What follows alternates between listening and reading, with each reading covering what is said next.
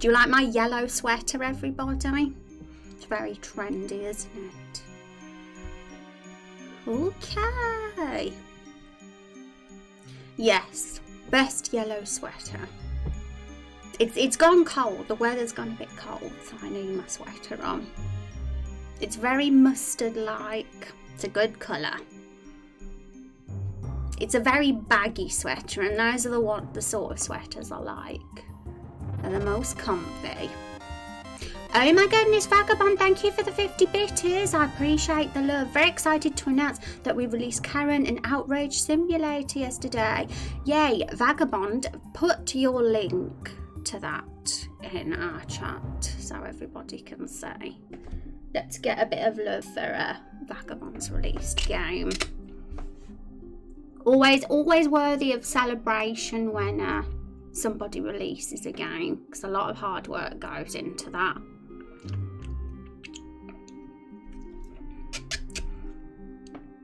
Hi Pooh, I hope the launch went smoothly. And what is next on the agenda now that you've completed Karen? Love for Vagabond. It's been so fun chilling with you. I know, and we appreciate you.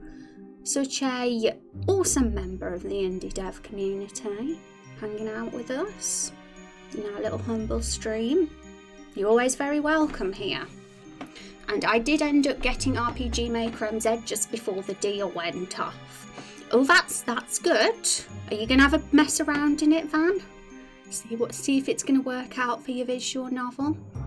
Next up is a new game jam. We're making some new games with a theme, no words. Oh, games with no words. That's a really interesting one. There's a couple of games out there that have like no words, no dialogue in them. If that's what it means that you gotta do, that I really like. One of them is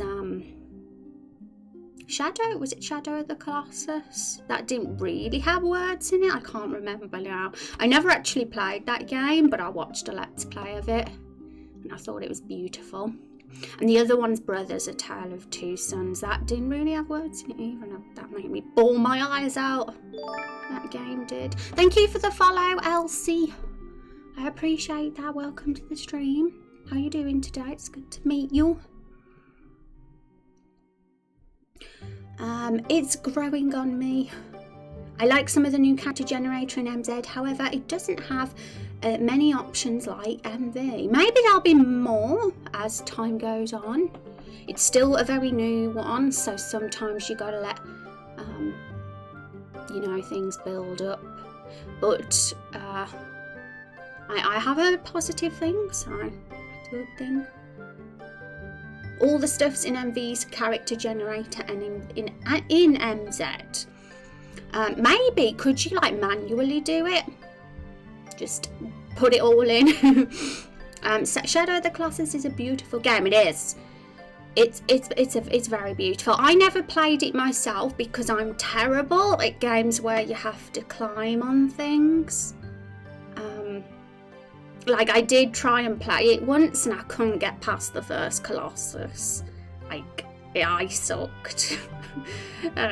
Really was bad at that game, but I still thought the game itself was absolutely beautiful, so I really wanted to watch someone else play it. I love it.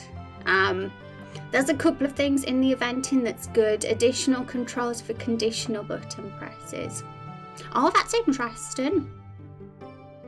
Hello, I have returned. Welcome back, Niall. Yay, I said it right. I said your name right. How you doing? Happy Friday, Niall. Anyone seen good external character generators? I've seen Visustellas, but I'm looking for something with more frames. Yeah, guys, if anyone knows, feel free to answer Vagabond. I'll have a look at those things. I'm just kind of getting started with this sort of thing, but Rose keeps on inspiring me. Yay, I'm an inspiration. Glad to hear that.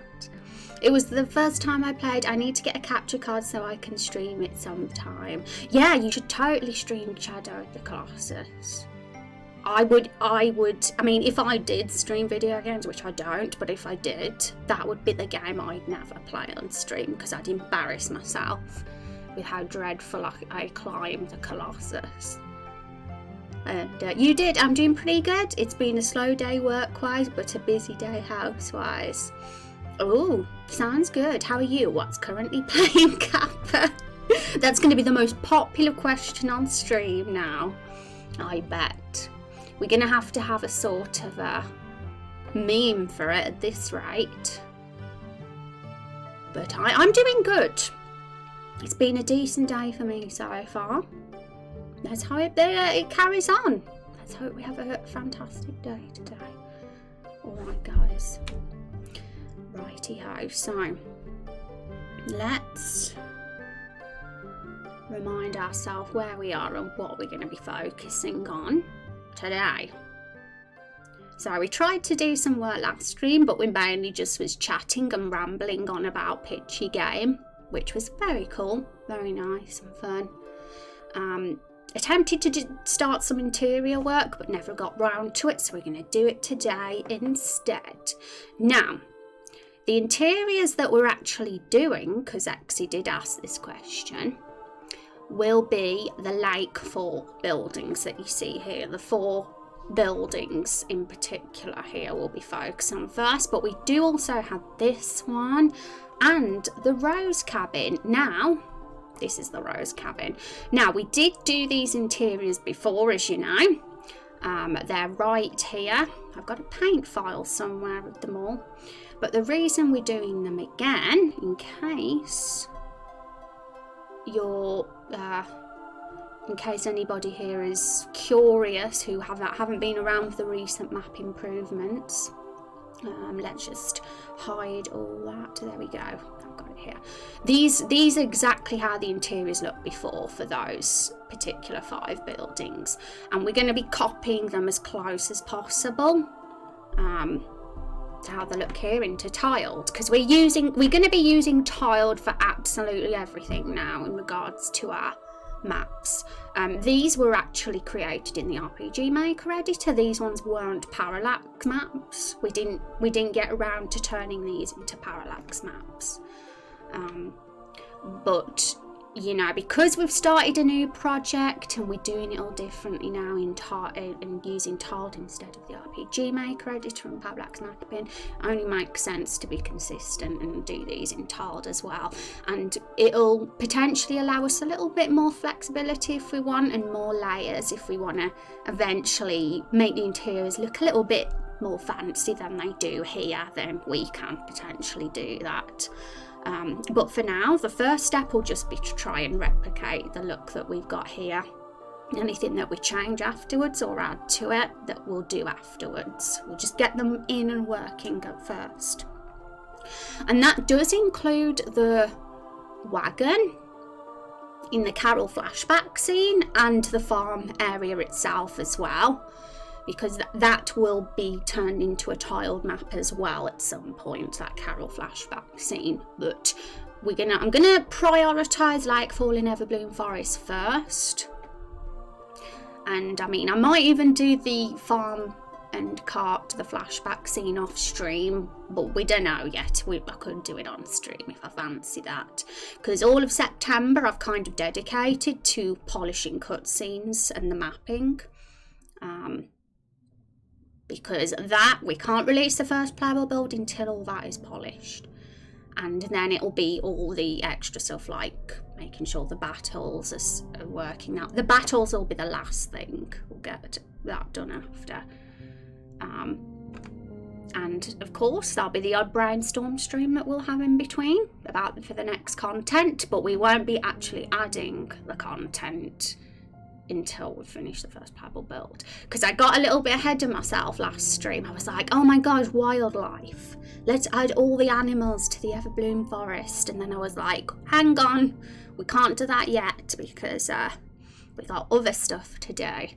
I'm not expecting to have any like fancy stuff like wildlife or day and night cycle or weather cycle or anything like that that we were briefly discussing on previous streams. I'm not planning on implementing that for version 1.0, but those sort of things I can see, like those extra features that we do decide that'll make the game cooler, will be implemented for the other builds as we improve episode 1. But it'll be pretty basic, the first one is. I think it'll be cool to get a basic one out that kind of features the first and second main quest as well as the first boss, and you know, the character creator and all that sort of thing, everything that's in the trailer basically. Top left corner has titles. Oh wait, you're being sarcastic. Yeah, I can't always pull off the sarcasm thing, I've noticed, because people actually think I'm being serious sometimes. Sounds like a good plan. Plenty of options for productivity. Yeah, and it's a challenge, you know, Zexy, because I admit I get super excited at the idea of adding new stuff.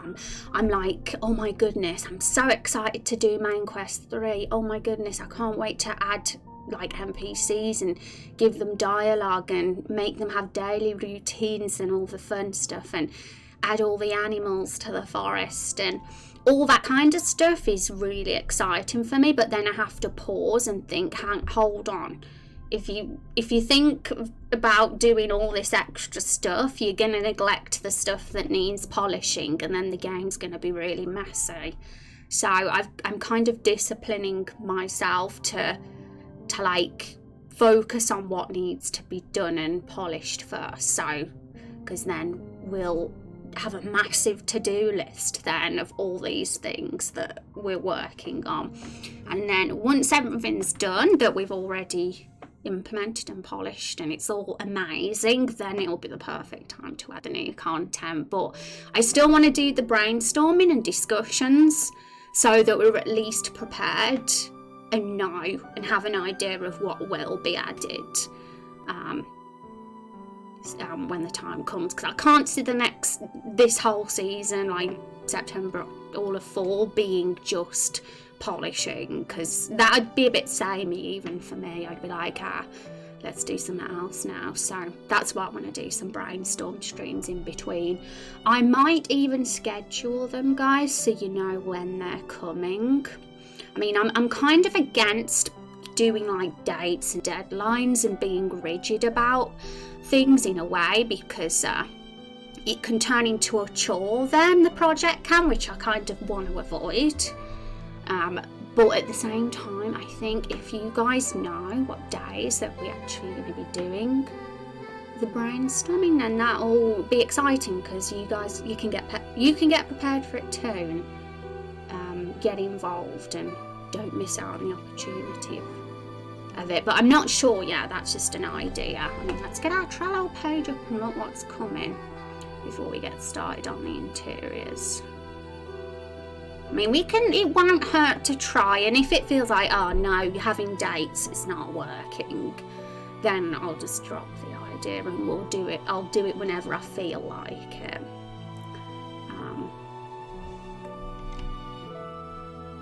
So this is the new content list, and this is the tidying up current content list.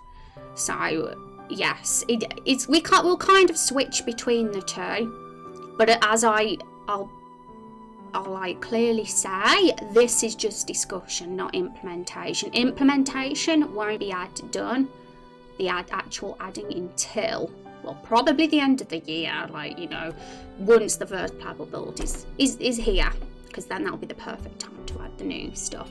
But yes, we don't want to start blank and have absolutely no clue what the new content's going to be, so that's why it'll be nice to discuss it beforehand, so we've got it all planned. We'll have done the polls, we'll have got an outline and a sort of guide, and maybe even some dialogue ideas as well, and then it'll be a lot easier for us to get started.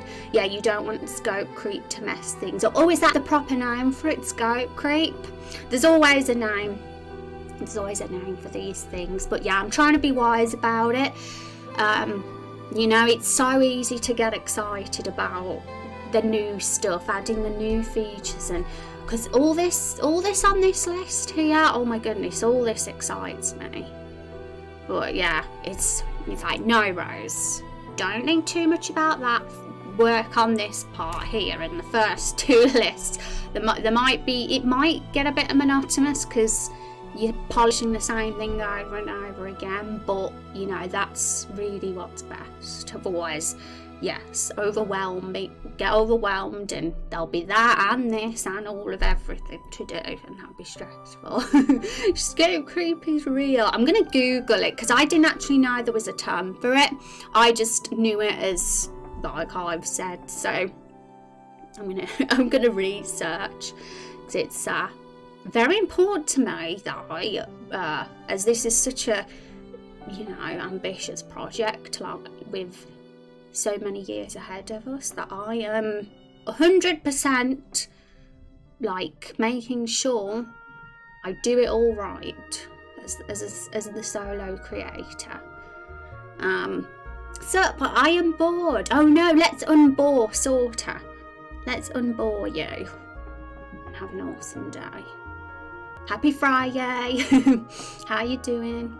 LOL. Is unbore a word? I don't think it is it? Okay, so yeah, I'm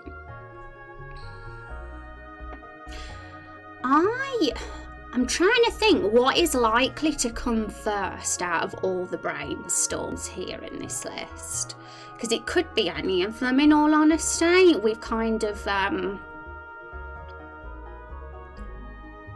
Main Quest 3 is obviously, we've discussed what Main Quest 3 is going to be very, very vaguely.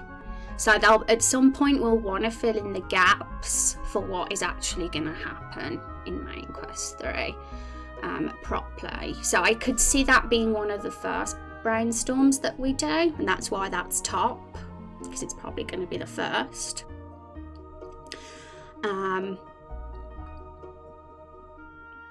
And then the side quests and the NPCs in Lakefall kind of come like together, I feel, because whatever the NPCs are like, whatever their little mini stories are, because obviously the NPCs in Lakefall aren't going to be like as fleshed out as some of our more major characters, but they will still have their like mini little arcs. They're not going to be complete boring cardboard cutouts.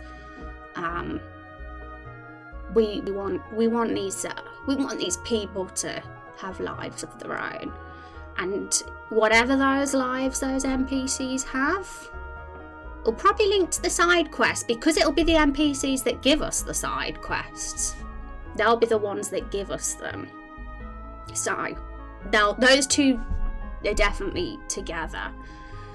And as for the side quests, we don't have a clue really, other than the Stumpy side quest and something involving the tree in the centre.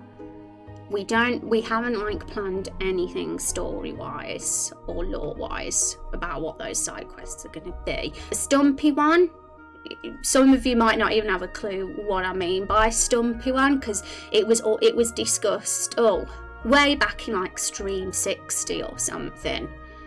A long time ago. Stream 60 was when would that have been? That would have been around October, November last year. And one of our community members kind of come up with the idea, and I was like all for it, and I was like, oh, we're gonna have to have a Stumpy side quest now. And it's definitely been there in my head as a side quest we're gonna have. And obviously when the time comes when we start like talking about side quests, I'll probably get a document up, and I'll just list all the important things that we know and need, and we'll go from there, and we'll just come up with some cool ideas, and we'll see where it takes us. But of course the discussion of Lakefall and Everbloom Forest kind of comes with that too, and that is like just general location world building, really, like things about Lakefall and Everbloom Forest in general, like its history, what it makes this place special, what's happened throughout history here, and all those kinds of things. Why is the tree in the middle important? What's with the graves, and all those little question marks about the place. And why is there so many flowers, sorry? What about, how are the people feeling about all the objects that are coming to life around them? Are they aware that objects are coming to life? Do they know that there's living fruits and barrels around them? Or are they in denial or completely oblivious to it? Maybe a bit of both. I know that there's been little bits of discussion about those things, and when the time comes, we'll definitely I'm going to bring those out and say everything that we know about what, so that everybody knows and is clear on that, and then we can just go from there. So yes, it's fun times, because as soon as Playable Build 1 has been released, and I'll be ready to do Main Quest 3 then, and maybe a couple of the side quests, just to do a bit of something different on the side.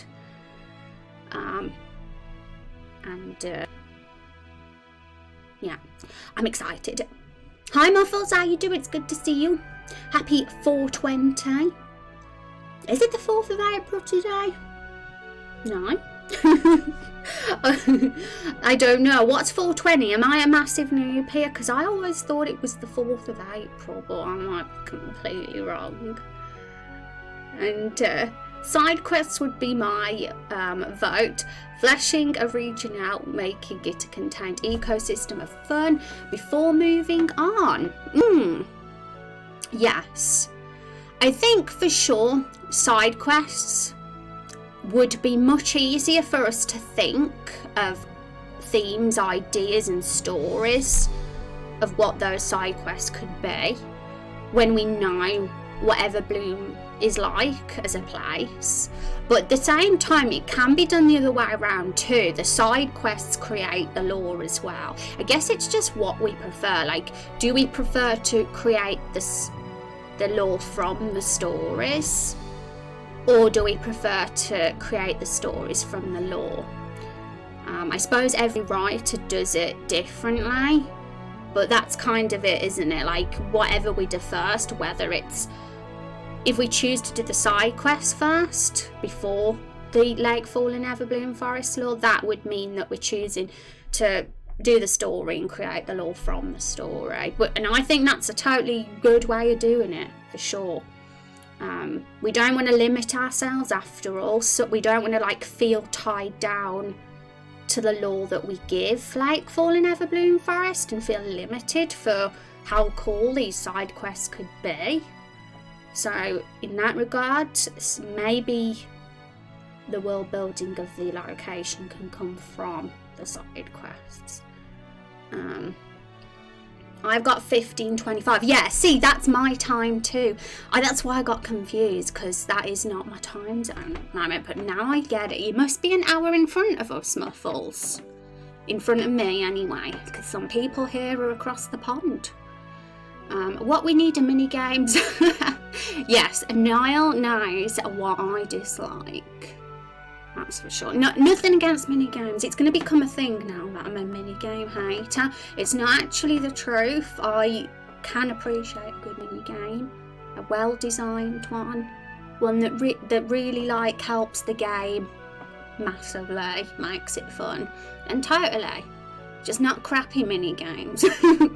Rose, we are in April. It's been April for the last 4 months. In all honesty, that's the truth, Zexy.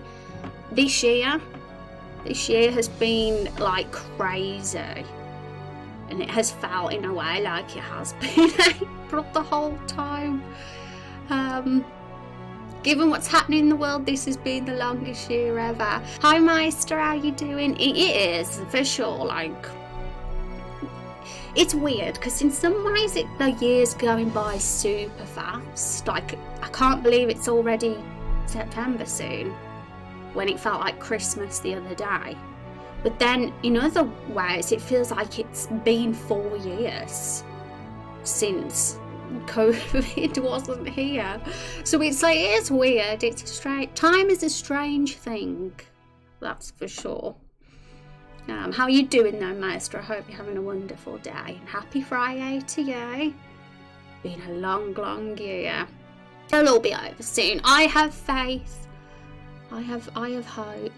that one day we'll all be okay. But at least we've got video games and nerdy stories and barrels to keep us happy. But I must admit that this whole project is a lifesaver for me.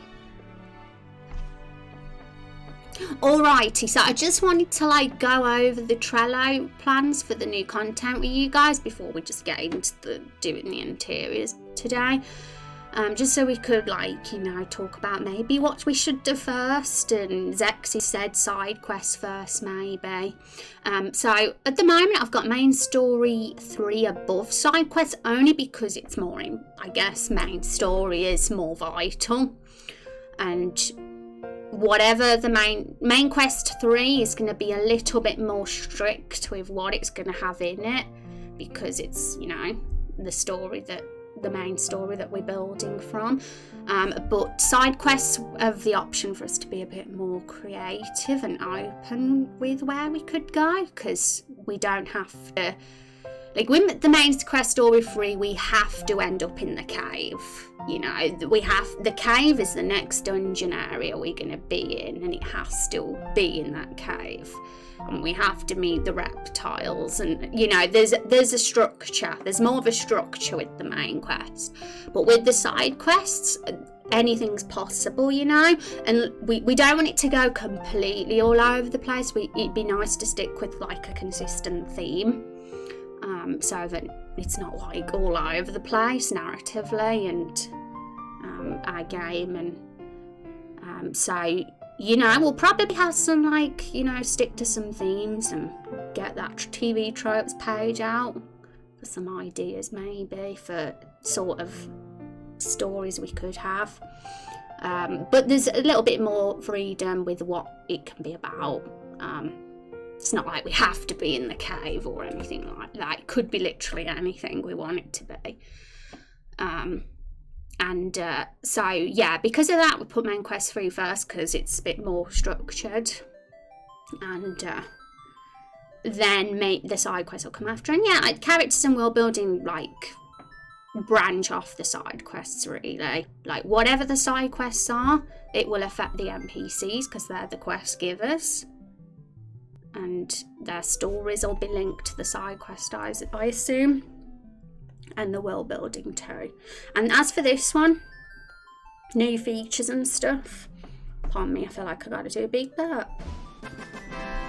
That's all the stuff we was briefly discussing, ideas such as having wildlife that might have their own ecosystem, and predators around.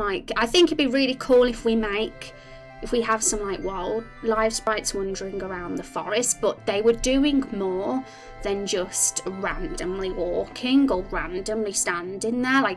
Giving the illusion of a real sort of ecosystem with these animals would be really cool. I don't know how difficult that would be to implement in RPG Maker, but we can try and see what we can do there. And things like coming up with really cool names for our animals and creatures and things like that, so they're not just called a frog. We can actually give a frog a really cool, unique fantasy-like name. Just like Final Fantasy called chickens chocobos. Are they chickens? I don't know, but they were a form of chicken. Hi Rex, how you doing? Oh my goodness, I've got itchy nose now. 37 months, thank you so much. Rex is one of my longest subs, no surprise there though, right? I win. Rex hype, let's have some hype in chat, thank you so much. That is 3 years and 1 whole month. I appreciate it. How you doing, Rex? I hope you're having a lovely day at work today. Had a good sleep. Time is a human construction. It doesn't actually exist, we just use it because it works. Time is fake. Society as a whole is all fake. Shocking news, everybody.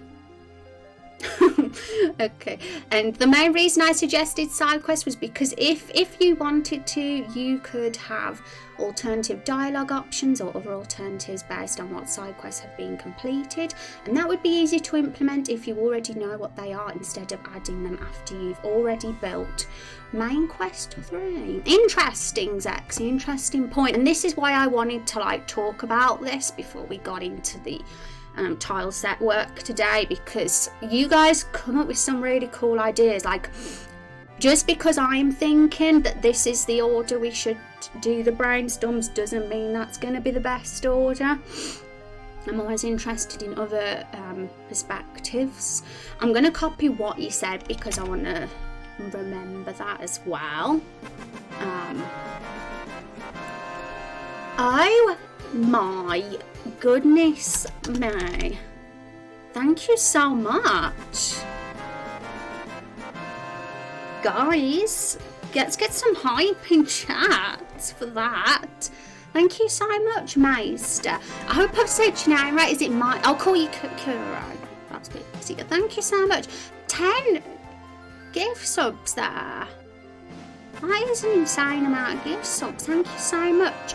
Let's see who they were gifted to. Vagabond Zavat, Niall, Sorter, Exploding Toad, Stuart the Coder, Fives, Fet, Moonshadow, Mr. Hex and Turkey Samuels. Guys, I hope you really enjoy the emotes and the double raindrops in chat, because now you guys have a sub this month. That means you get double raindrops in chat. So you're very lucky. You should definitely thank Meister for that, because you know, having lots of raindrops here is a very cool thing. You get to be a character in the game from having a lot of raindrops, and double raindrops always helps there, that's for sure. So thank you very much. Thank you for the hype, everybody. I'm going to give some hype as well. Super appreciate that support. It goes a long way for me as a starving creative. So I super appreciate that. Thank you so much. And yeah, emotes. GG for getting the emotes, guys. Gets you a little closer to an NPC faster. Yes, it does. And playable characters are closed, temporarily closed right now. They will be opening again in January. But when they do open, there's going to be some stricter requirements with playable characters. So just be prepared for that, guys. If you're passionate about being a playable character over an NPC, don't you worry. You'll get a chance. There'll be a higher raindrop requirement and it'll be a little bit more limited. Yeah, look at all those emotes. I appreciate it.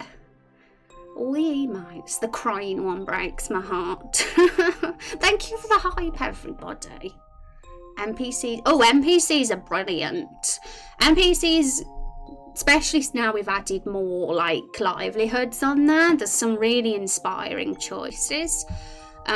Playable characters are just, you know, the fact. NPCs, we can go wild with them over time. Like, over the course of the project, we can have many different cities, villages, areas that we can fill up with NPCs. We need those NPCs to populate the world after all. But with playable characters, we're not going to have more than 50 playable characters. And even 50 is a lot. Most RPGs don't go beyond about 10 playable characters. But because of the system we've got in mind for Raindrop Chronicles, 50 playable characters is going to be possible, and it's going to be cool, but those 50 would get taken very fast if we didn't put some kind of limitation, and I'm glad that we've got that system now. Heart for everyone, yay, thank you so much. You've got a nice gold present next to your name now. Hyper, appreciate that so much, Meat Meister. Thank you so much for giving the community some love, and me. What a lovely Friday we're having so far. The day is continuing to get better. Okay, so what were we talking about? I've completely forgot. Oh yes, I copied what Zexy said because Zexy said something really important I want to read again later. And yeah, so expect some chats about story stuff next month, guys. I'm very excited to start doing that again, because it's been a while. It's been a while since we've talked about new story content, because recently it's been all about the polishing and improving, and we are continuing to do the polishing and improving for the next few months, but we want to at least know what cool stuff we'll be having for when we've done that. NPCs are secretly elite in disguise with different top hats and moustaches. My goodness. But yeah, I'm just excited to hear all your creative ideas, guys, because I think we can get some really, really cool side quests potentially.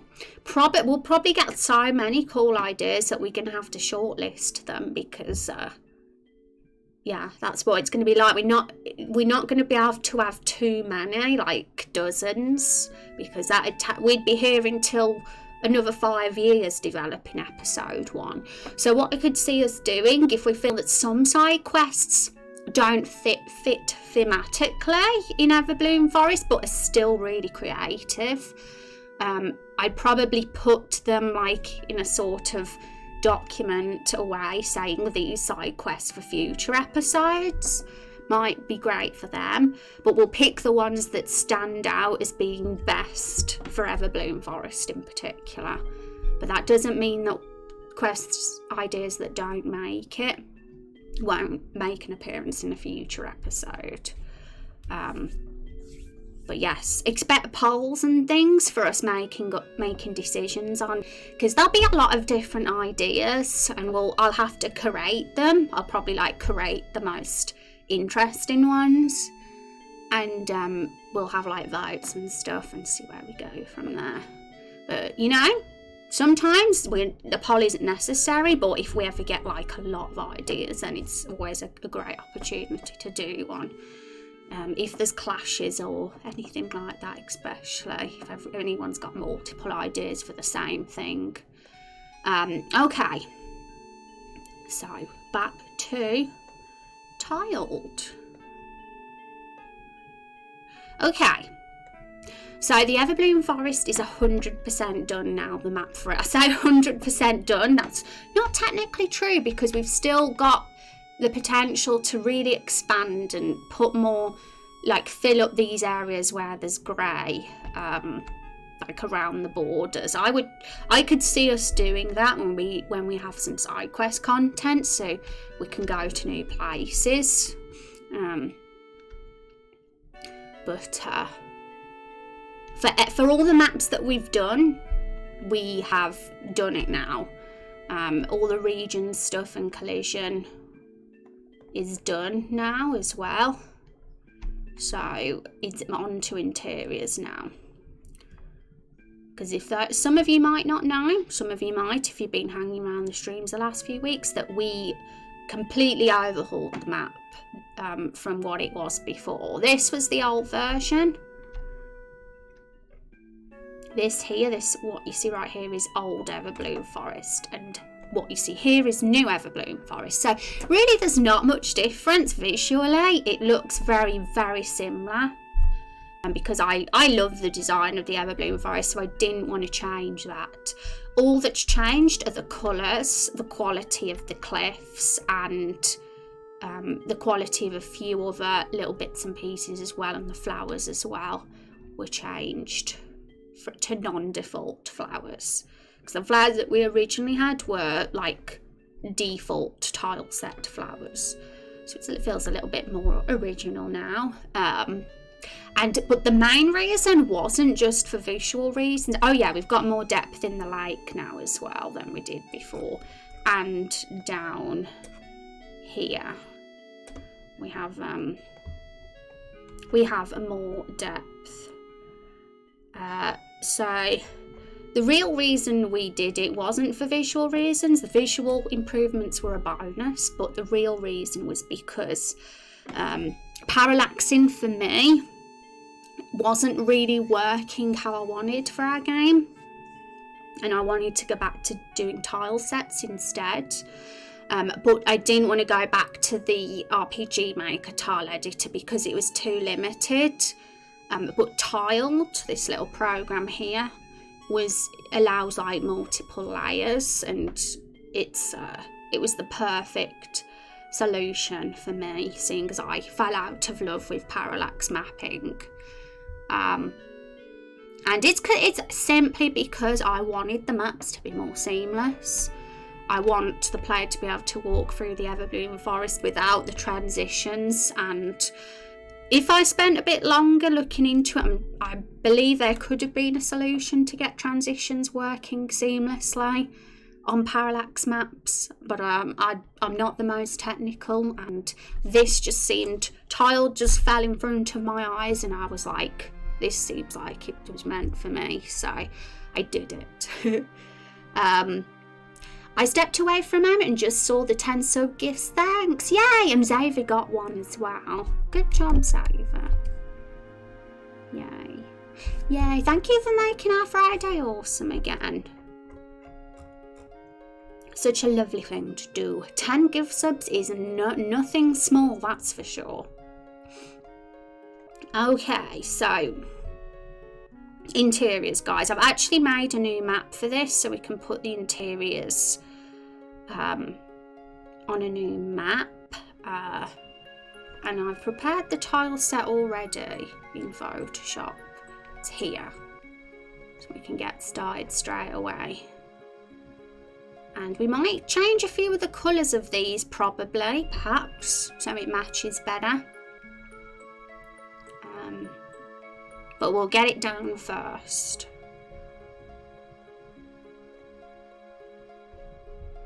Okay, and we'll do a bit of a play test in a bit as well to make sure that the transition between outside and inside is smooth and working okay.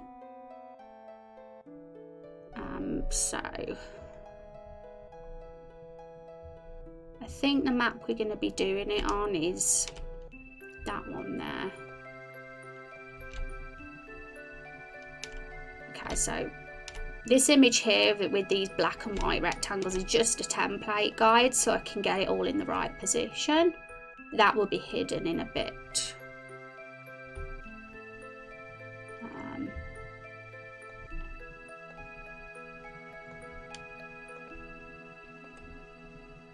Okay, so let's hide it now. There we go.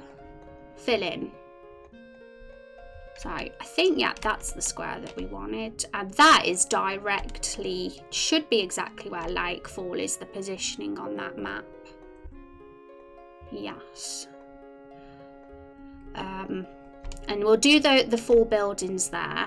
We'll spread them out. Hopefully we've got enough room for them, because I'd rather do them on, like, put them together on larger maps rather than have the interiors all on like lots of little small maps. We'll see if it works.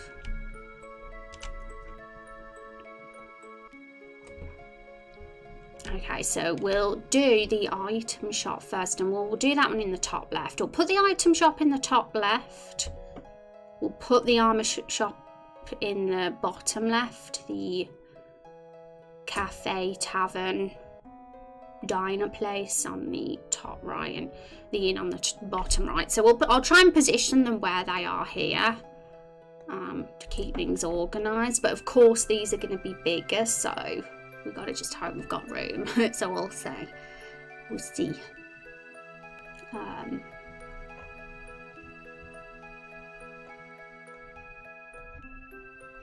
Okay, so I've got this up on paint.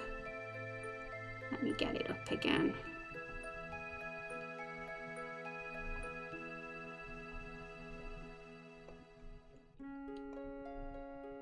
Here it is. So this way I can make sure we get it looking the same. I'm actually going to put this on my other monitor so I can see.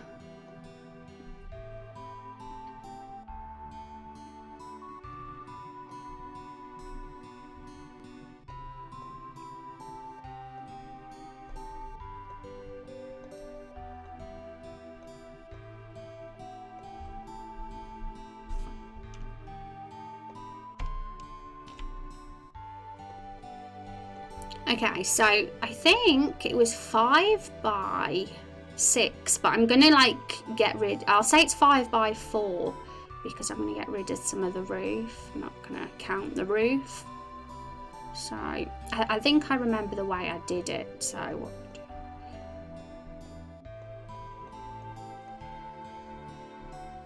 because I was trying to work out why I'd made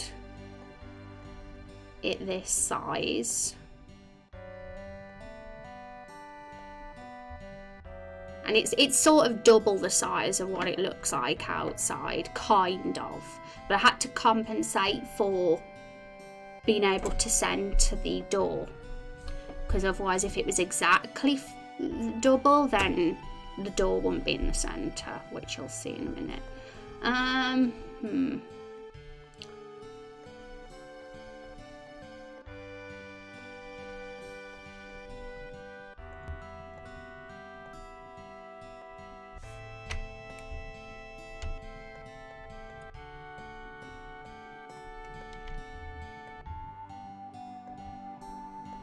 I think this is the right size. And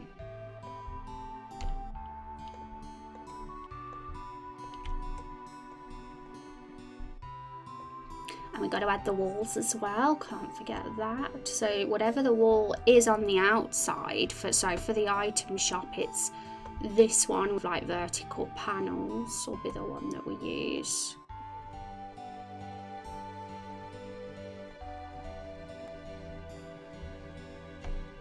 So we can't use the bottom now because there's grass. There's grass on that one. Because I didn't want it to look like super straight. I wanted to give the illusion that there was grass over the building. Because it looked a bit odd without that. So what I did was I made a version that doesn't have the grass for the inside. There we go. So that's the same one, the same wall. I love FF music, so peaceful. It is. It is. This the playlist collection is really RPG games to keep the theme of the stream that have good soundtracks. And Final Fantasy games are like definitely some of those. What is everybody's favourite Final Fantasy soundtrack or track? It's a hard question because they're all so good.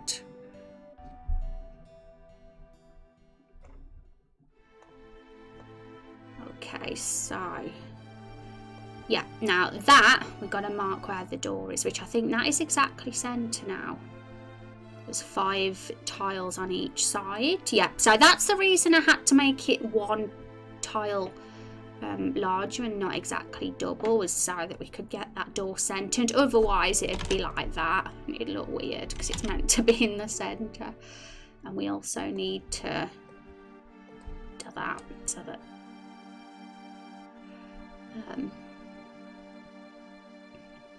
okay. You like the Chocobo theme, Azrael? Yeah, that's a very jolly one and it makes me happy. I think one thing about Final Fantasy that makes that series so memorable throughout all the games are the Chocobos and the Moogles and all the unique animals that they have in their lore. Because those creatures are carried through each of the games no matter what. Like all the games themselves have different characters and different stories and different worlds, but they all have the same lore, the same wildlife and that. And it's not just the Mogs and the Chocobos, it's other things as well, like the summons. Those winged creatures with the one eye in the middle, the Araman are they called? Then there's more balls. I think that's something very inspiring. I want to give our monsters and beasts and animals and similar unique names and get super creative.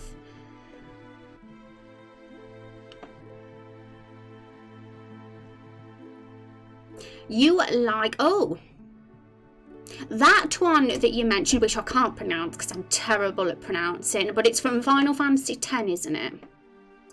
I used to have that on my other playlist, but I had to delete it because of copyright.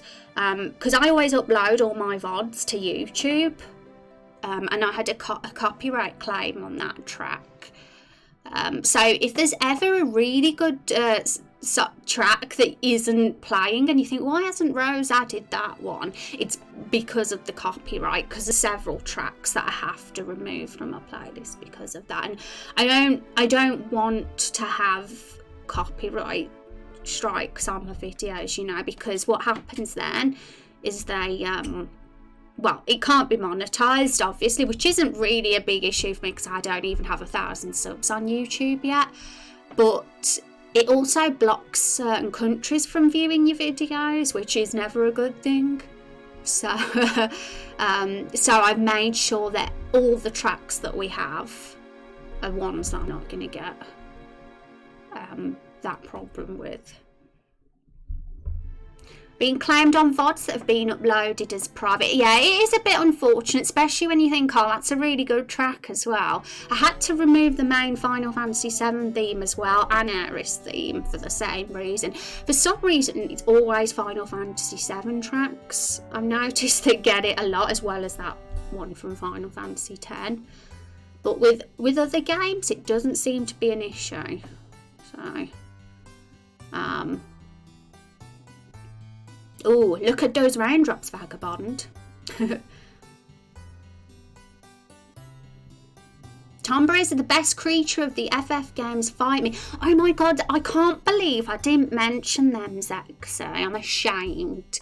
I was mentioning chocobos and mogs, and there's Tomberries that I forgot about. And there's Cactuas as well, they're adorable. But yeah, do you know what I mean? Do you feel me, guys, that their monster lore is just so memorable? It's because the characters are so original and cute, and the names as well. They're not just called cactus or frog or turtle or things like that. They're actually given really cool names. The Tomberry is a sort of turtle, isn't it? In a way, I would just say it's a turtle. But I do love Tomberries. Omen is also known as movement in green or sprout. Oh, what is that from a Final Fantasy game, that one? Because I recognise the track name and I'm trying to remember which game it's from. Tomberry's got some interesting backstory in Final Fantasy XI. Yeah? You know, I get excited about like quests that teach you about lore and backstory. That's awesome, that is. Which is why I wanted a Stumpy quest in Raindrop Chronicles, because who here knows Stumpy? Because most of you won't know Stumpy, in all honesty, but I'm curious who does know who I mean when I mention Stumpy. You'll probably only know if you've been here since the real early days, because we haven't talked about him in a while. If not, if you don't know who Stumpy is, then you're in for a treat, because he's our adorable creature in Raindrop Chronicles. He's the Mog of Raindrop Chronicles. Well, not really, but you know, I think so, because I'm attached. Have you heard the crazy chocobo from Final Fantasy 13-2? Oh, do you mean, is that a track, Crazy Chocobo, or is it an actual chocobo? Final Fantasy 13-2, I did play it once, but I never completed it. I really kind of want to refresh myself on that game, because I actually heard it wasn't that bad. It was kind of underappreciated because it followed 13. Stumpy. I know Stumpy, he officiated my wedding. Stumpy's the best. I know Stumpy. I'll give you a little description on Stumpy so you're ready, because you'll see him. We're going to talk about Stumpy when we discuss side quests, because he's going to be one of the side quests. The side quest itself will need some fleshing out, and that's why we're going to brainstorm together. But the basic idea and premise is there. But Stumpy is a little tree stump with a face. And it's rumoured that he's the son of Father Maple, a larger tree. And he's also an enemy that you can fight. You know, the Bloom Forest. But he runs away, he flees from battle. Sorry, I get a bit hyped on FF and games design. Oh, no need to be sorry about that. We get hyped about that here too, don't we? You'll fit in here, that's for sure, because that's what we nerd out about. Yes, it's amazing. You hear it when you jump on that chocobo. I'm curious now. I want to. If any of you have a video to that, pop it in like a relevant Discord channel. I think there's a funny section, so it could go in there. I'm curious. Well, I've done some digging into the monster lore, and there is a lot of inspiration across the RPGs. Oh, really? I want to know. Teach me. All right, so where were we with this? Okay, we need to add one more thing that we haven't added. There.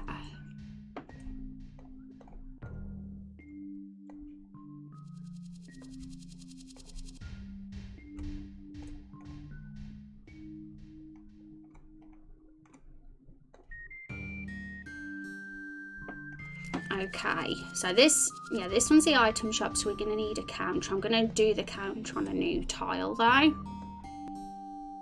It's a good job I've already done these tiles really, because we'd be here forever trying to do this room otherwise. It can be a bit time consuming setting up the tiles. But how I'm doing it now is literally is the exact same as how it looks on our old tiles for the interiors. It doesn't mean we're going to forever have it like this. I might decide to change the colours up a bit, add a bit more decoration at a later point. But we need to at least get them in, even at their most basic level right now, so that we can see if they look good when we're in game. There we go. So I think, yeah, that's really how the building looks. I mean, if we get the paint up and look at it again, this one on the far right, well, that it's actually this one. So we got to do the items, we have to add the shelves and all that kind of thing as well. But at the moment, I'm going to just get it in like this without the items. Bada be. I keep wanting to burp today. I haven't had any fizzy soda, so I don't know why. Posted Rose, thank you, Azrael. Behemoths, chimeras, and the floating eye things. Yeah, I love the floating eye things. Most people don't because they think they're ugly and scary, but I think they're adorable. I love marbles as well, Marlboros. It's marbles in Final Fantasy XIV and Marlboros in the other games, I think. Most people think I'm really strange for liking them because they're like really ugly and have bad breath, but I think they're adorable, I have to admit, because I just feel sorry for them that they get murdered for just existing. Just because they have bad breath, they get murdered by people. And the babies are adorable, the little tiny marbles. How can you not think they're cute? I feel like getting up a picture of them now. Baby marble. Let's Google baby marble, everybody. So, let's get the internet up.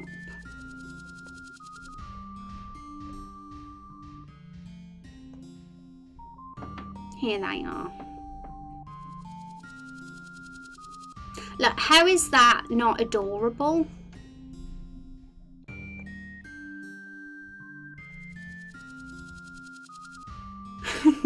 It's making me like really get like broody just looking at it because it's so cute. It's adorable. There's plushes as well.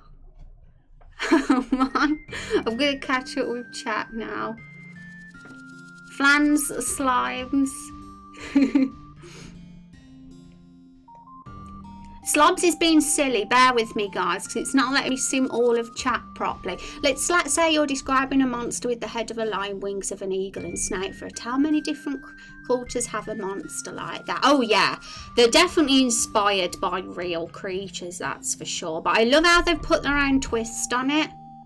And like, being super creative. So you're using RPG Maker, is it easy? I'd say RPG Maker's a very good engine to jump into if you're a newer game dev and you're more of a visual person than an actual code person. It's a great one to go for, especially if RPG is the actual genre you want to make, like the sort of old school retro sort of style. I wouldn't say it's easy because making a game is never easy. It's always a very time-consuming commitment. But of course, it's definitely a good one to go into. I think if you're not really as much of a coder. And yes, as Azriel says, basically. And hi Raz, how are you doing? Welcome to the stream. Hope you're having a great day. In the midst of learning Unity. Oh, good job. I hope that's going smoothly. Malboro's cute. Don't you think so? Adorable, looks like something of Little Shop of Horrors, you think? Are you guys scared of it? Then I can understand being scared of this one. Because that is a bit scary. Like when you look at its mouth, it like could gobble you whole. And it's like all like... I mean, what's that stuff in its mouth? Those lines. That's a bit disturbing, I must admit. I mean, I wouldn't like to wake up with that in front of me, put it that way. But when you look at the babies, that's what makes my heart melt. That those little cuties here.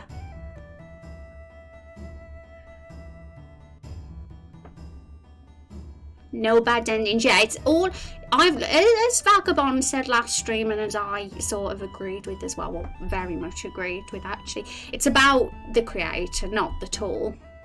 The game engine's the tool that we use, and I'll never understand anybody that judges the engine that anybody decides to use, because it all depends on what fits for your project, doesn't it?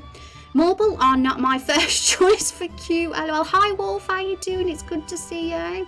Hope you're having a good day. So Van and anybody else here, who do you think is the cutest RPG creature or Final Fantasy creature? But if you haven't played Final Fantasy, then just say a general RPG creature.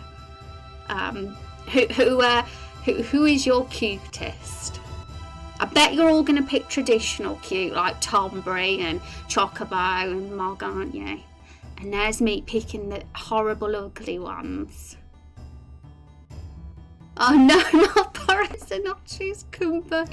I hate them in games, so I haven't won you either then, with these adorable marbles. You don't think that's cute in that plastic bag? You won't want to have that as a present? Thank you, Belsby, for that follow. I appreciate it. Welcome to the stream. It's good to have you here with us.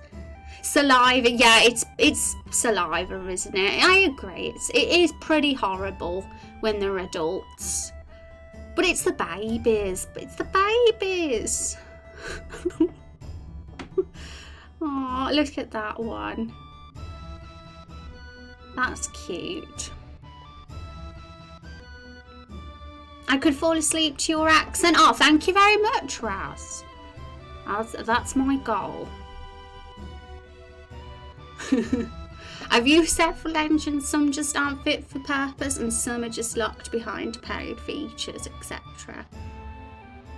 Yeah, that sucks if there's some that are locked behind things like that. Screw them. Those greedy money grabbers.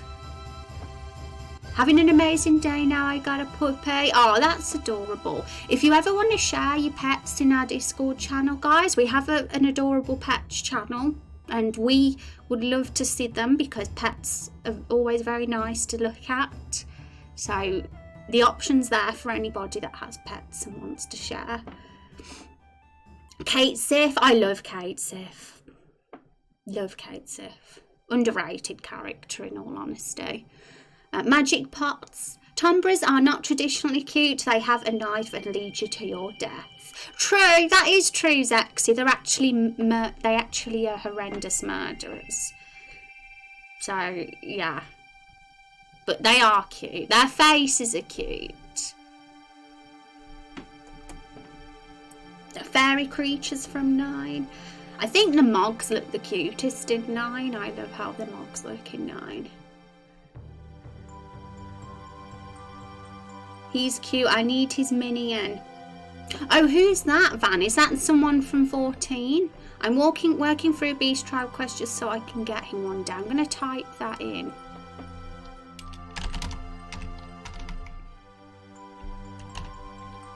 Is that it? No, it doesn't have a B in front. Wind up OD. Is it this dragon? That's cute.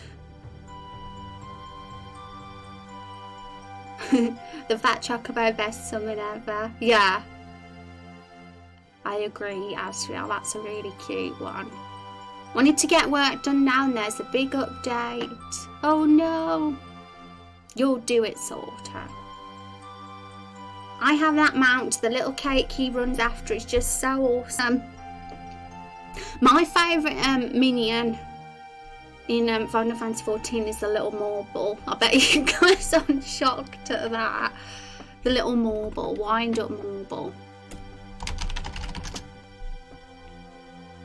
Hi, what's this? This isn't a marble because I spelled it wrong, that's why. It's not showing it. I like the Gooboo as well. Do you guys like Gooboos? I don't even know if I pronounced that right. I always pronounce everything wrong. All the names I butchered when I was a kid.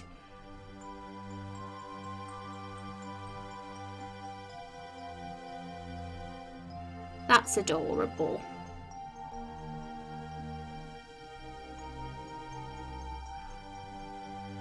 The little baby ones specifically, but the big ones are quite cute too. Look at its face! I sent a photo in Adorable Pets if you want to see. Awesome, that's lovely. We'll look at that photo for sure. Let's have a look.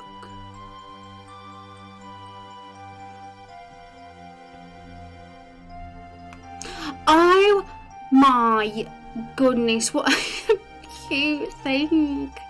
What a little cute pupper. Let's give some love to these animals, guys.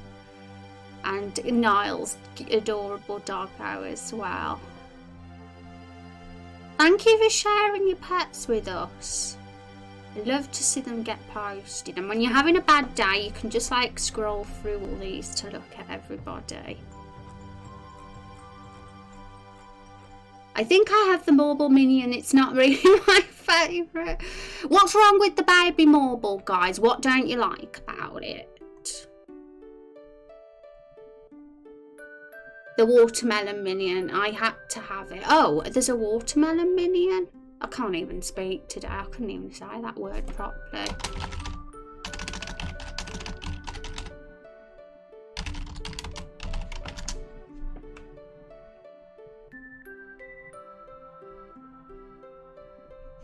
Is that it? Is that an actual minion? Is it like sentient? Or is it just is it nothing but a watermelon? That's interesting.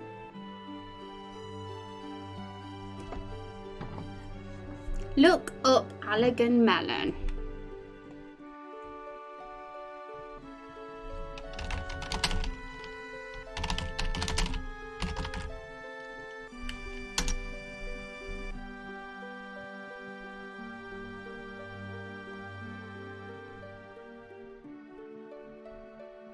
What does it do? Read it. It splits. At first I was worried because I misinterpreted the face as the nostrils being the eyes and the spots around the eyes as the ears. On what met? The watermelon?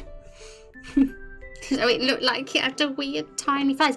I wish it had a weird tiny face.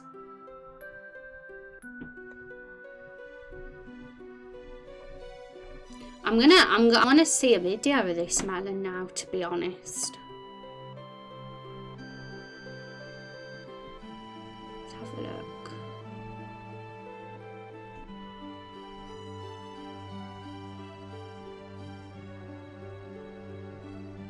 When I start to play videos and stream, sometimes I get massive like FPS drops because I've got an old lady of a computer. But yeah, I think we're okay. Watermelons are nice fruits. I think so.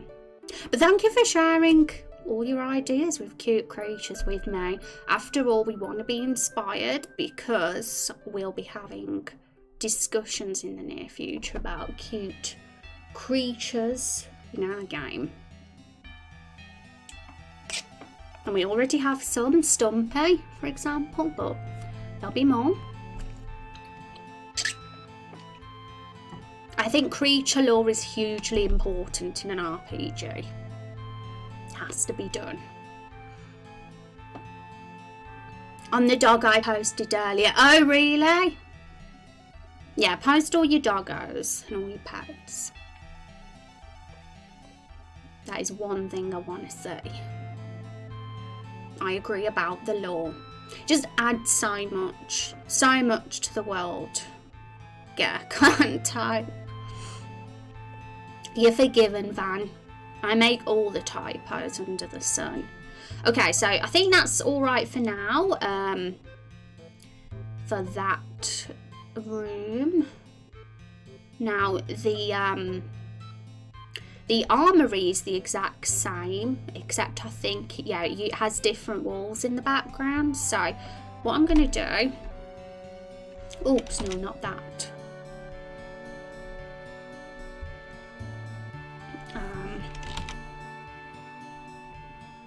Can these layers not be locked? Because I downloaded an earlier version of TileD. I downgraded to an earlier version. And it doesn't even look like you can lock in this version. The reason I went to an early version was so it was more compatible with RPG Maker, because the creator stated that it should be version 1.03. Otherwise there could be issues. Okay.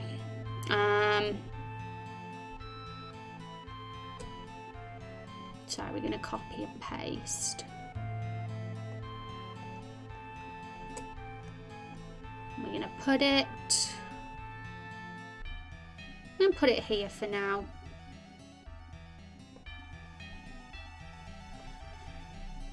We might need to change the positions though if necessary, but I'll do for now. I'm going to actually do it for the other two buildings as well.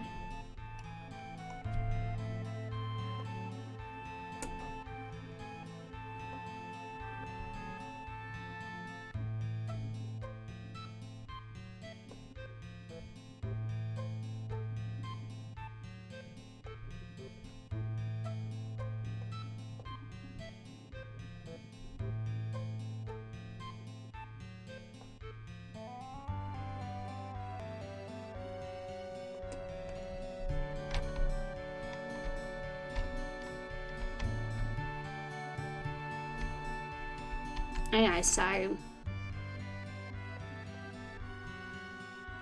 it was these ones.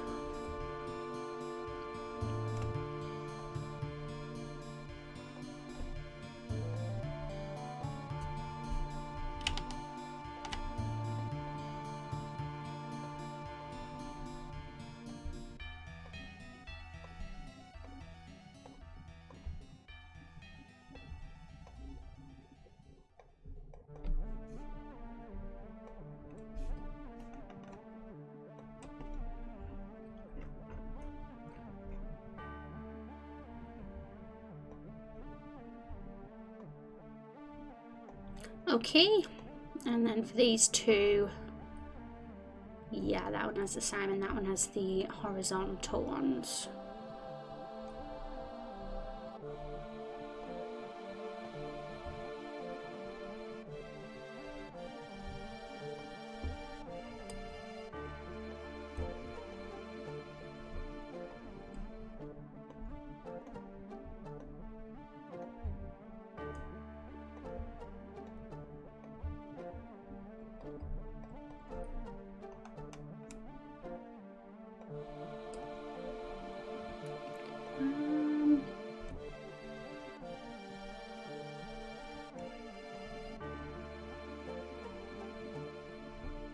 Okay, so these buildings look a little bit different now because the shape of them is different because I have a little smaller compartment sticking out, so I'll have to make sure that they match.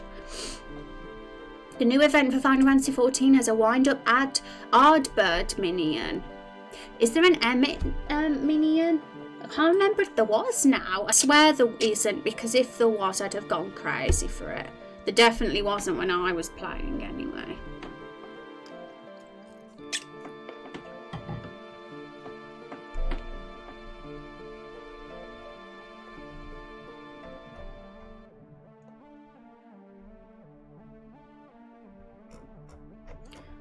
So let's copy and paste this one. Oops, no, don't do that.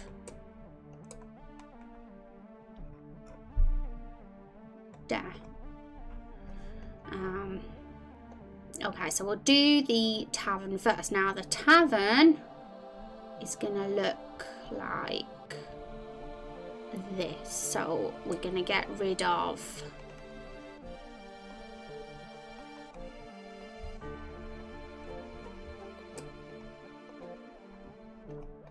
the thingy-majig, and instead we're gonna add a little compartment thing. So I'm just gonna work out the sizing of it. So it should be 1, 2, 3, 4, 5 by 4, I think.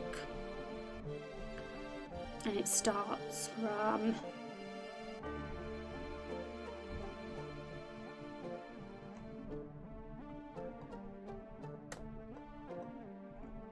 yeah, so that it's completely in the middle. That's how it should be, because it's in the middle here as well. Sort of. Anyway, okay.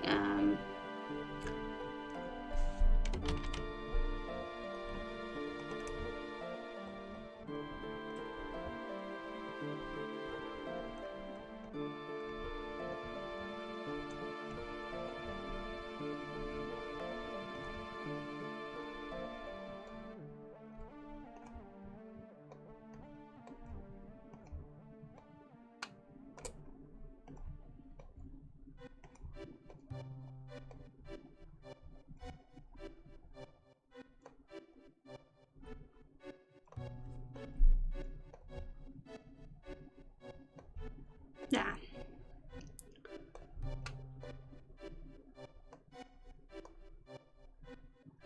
And a counter as well.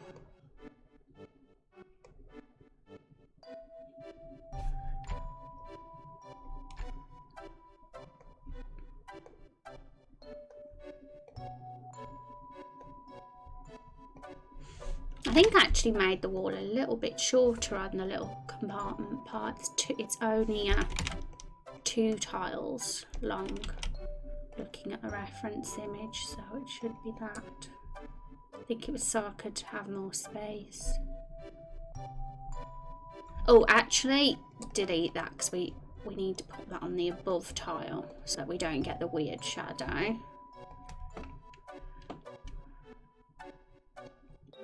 Also, it doesn't delete the floor, should I say?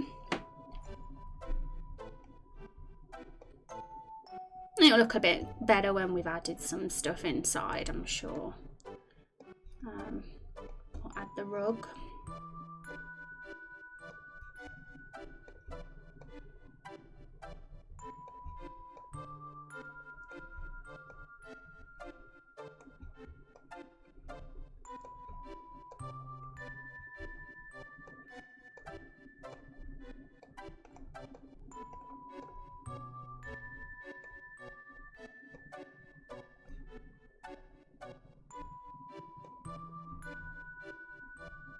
Okay, so I haven't made a tile for... I need to make another carpet tile, actually, I think. But for now, I'll do this.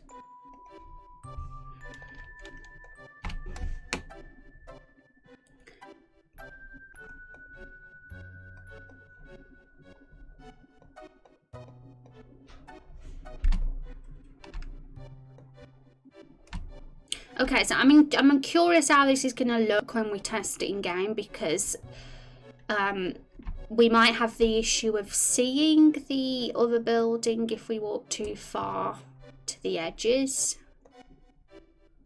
because we don't want to see the other buildings if that happens. So we'll see in play testing,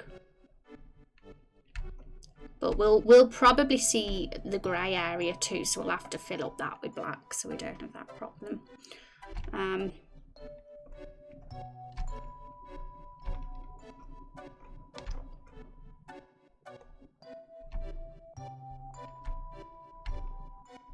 Also, we might need to move this one across so we've got room for the compartment thingy. So delete that.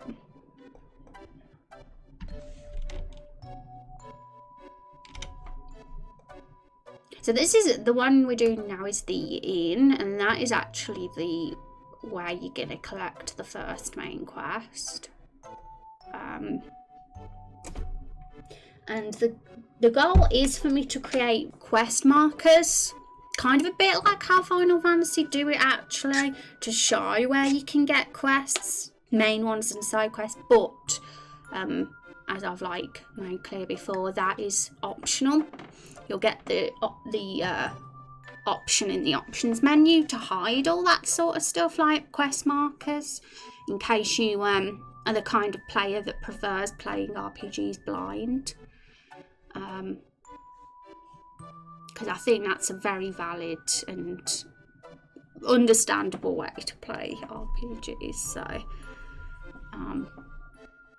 but then they're there for people as well who don't want to get lost either, like me. It's all about what everybody likes most. Now, I like that we'll have the options there for both types of players. So like Nigel Buckington will have a little quest marker above his head if you have it quest markers enabled in the options menu. If not, he'll have nothing over his head. You'll have to guess where the main quest is. I suppose you just talk to NPCs to find out then, don't you? Okay, so how do we do this?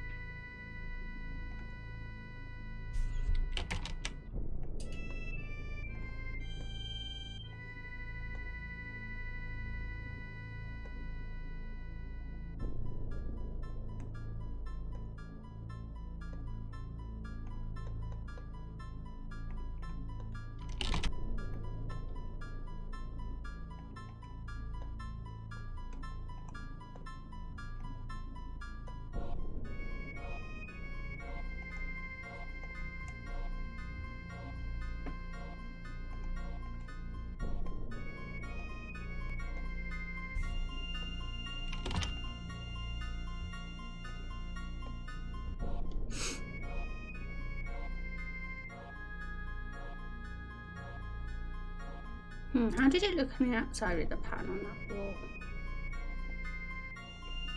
Yeah, it's meant to be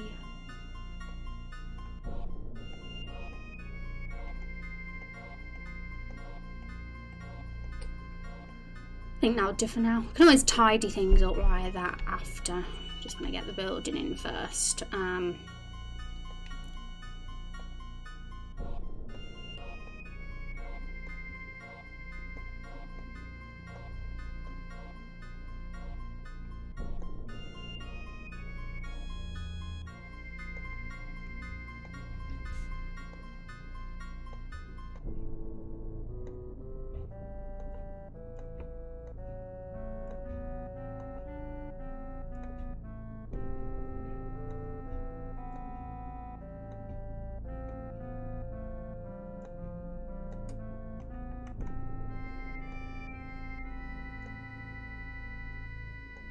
Okay, so beds and like cupboards and things go against the wall, so it'll look better when there's stuff in. The goal, after all, is just to make it the same as what's in our paint file on the screenshots, which isn't showing at the moment because the internet's in the way, but here. So I'm going to get it looking like that.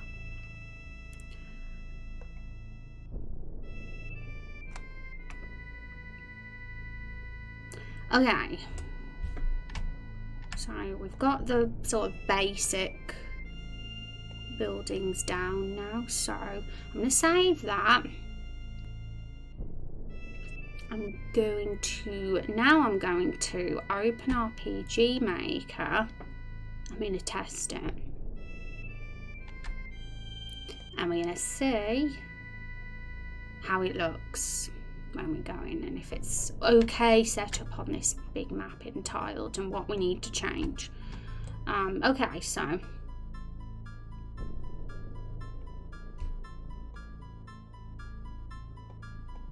haven't opened RPG Maker yet, so let's do that now. I'm gonna do a trivia as well in chat in a bit, folks.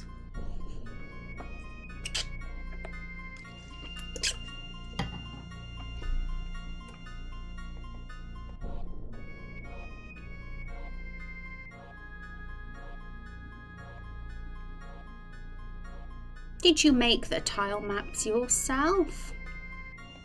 As in the assets, the actual tile assets, the art?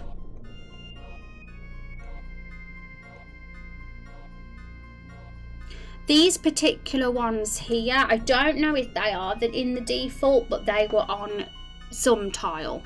But I'm not sure if they were the default.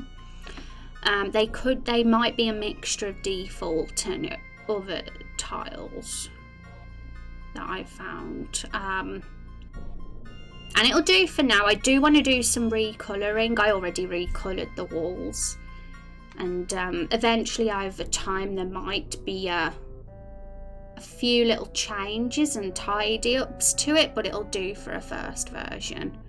The Rosie's cabin, for example, I want to change that a little bit more compared to what it is here. It's okay here, but there was some really cool assets I found that could work well in here as well. Yeah, I don't commit to doing 100% of the pixel art myself, because I'd be here until I'm 80 years old doing Raindrop Chronicles. I do it like, if you know, the kind of rule is, I mean, it's an FAQ question on the website, that if there's an opportunity to add something original, then I'll do it, but it's not going to be something I do for everything due for time reasons, considering the scope of the project.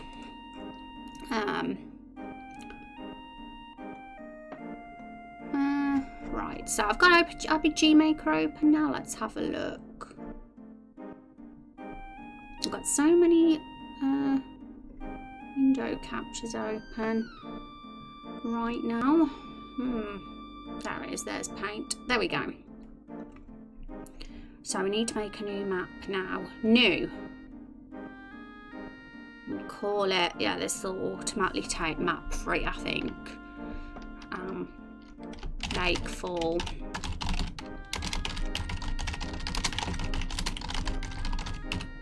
Let's call it Lakefall Evergreen Forest Interiors, maybe? Interior.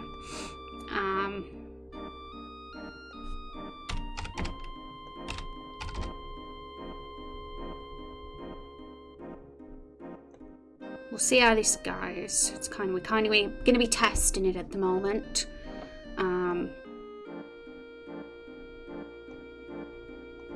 Can rename that to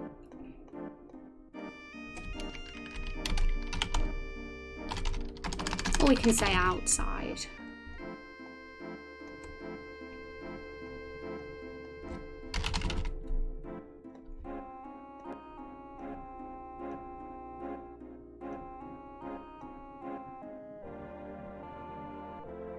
Yeah, it's not going to be 100% matched up to the outside tile. I'd love it to be able to, but I mean, we could do that, but we'd have to position the buildings a little bit off. We'll see. Good evening, hi Kung, how you doing? It's so good to see you. You're just coming in time for our trivia because I was about to put a question in. How are you doing today, Kung? Happy Friday. You know, I've yet to play Remake. I can't wait to have my mind blown when I do. You mean 7? I'll say nothing. I'll say nothing. I just hope you enjoy it is all. I'm a first part when it comes to 7 because it's my fave. It's one of my favourite games. But a lot of people did like it, so, you know. A lot of people absolutely adored it. I hope you fall into that camp. I'm tempted to steal my friend's PS4 and her copy of the game. Yeah, you should do. You should do for sure. Definitely worth giving a go. I got it on release because I needed to see it with my own eyes. I'm so terribly tired today, I could hardly stay awake during work. Oh no, Kung, well the weekend's here now. Hope you got a relaxing weekend planned. Friday's here. Okay, so what we need to do then, like this is a little bit difficult because we the fact that we work in TileD with our tile sets, we can't actually see the map in the background, so all we see are these region squares.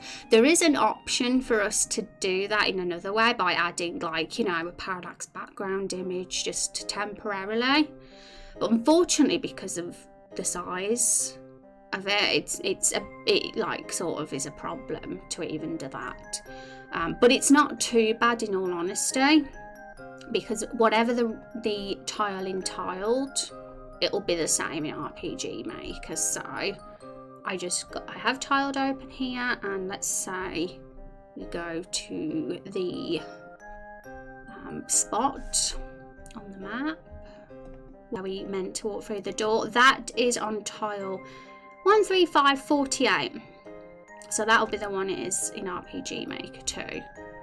13548, which is here, and that will be on player touch, and we will have a transfer player. Steel consoles commit arson, evade taxes, roast 2020. I'm a criminal. I'm the worst influence ever. Yes, finally here. Huzzah. Okay, and the position that it's got to be teleported to will be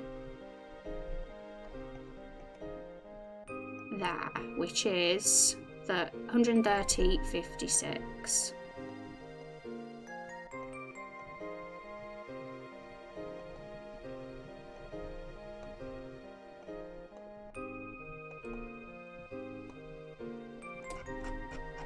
Which we can't see because it's kind of like a guessing game. 130.53.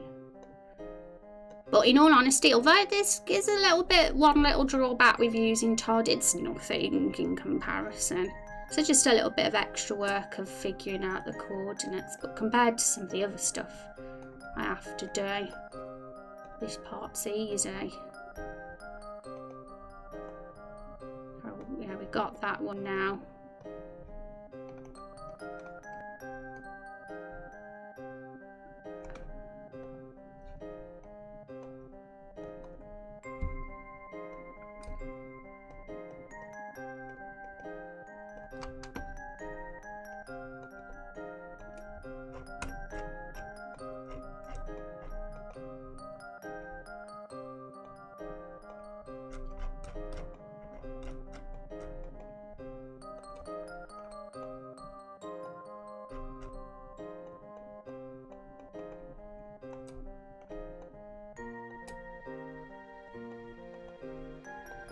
There we go. I think that's it now.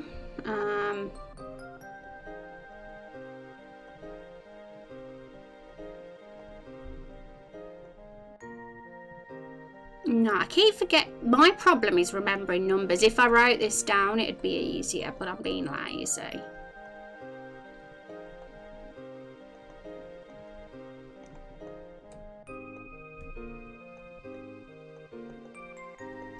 Done. Okay, so now when we do a test play, we should transfer to that point inside that we did on Untitled. So we'll do a test and have a look.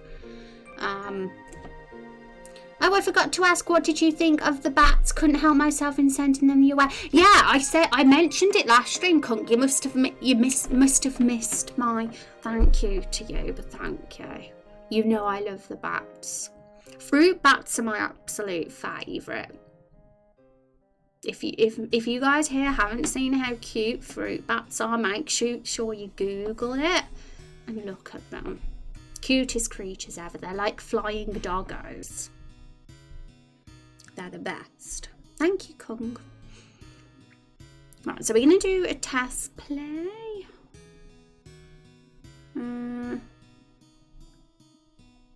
And we might get FPS drops again. I'm going to try and figure out how to make my old lady of a PC behave a bit better if I can. I mean, it's a tough one because it's how many years old now? It's 5 years old. And streaming on it in best quality is probably a strain on it when having a bazillion programs up. So we sometimes, especially when we do test plays, get a bit of lag. This is another reason I quit streaming video games, because my computer was no longer fit for streaming video games.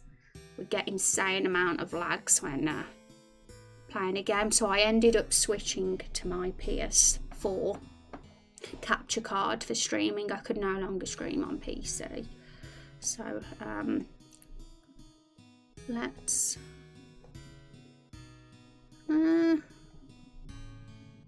OBS.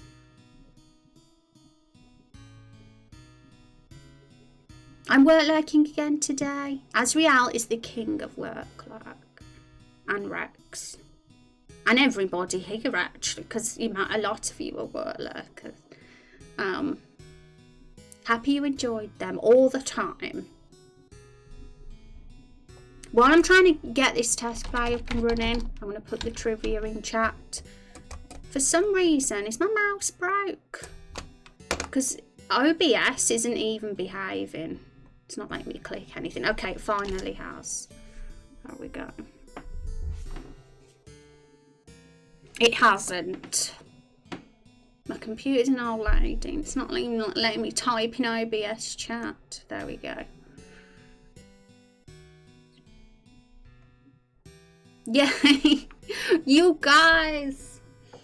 Zexy was actually true as well, because there technically is a graveyard there.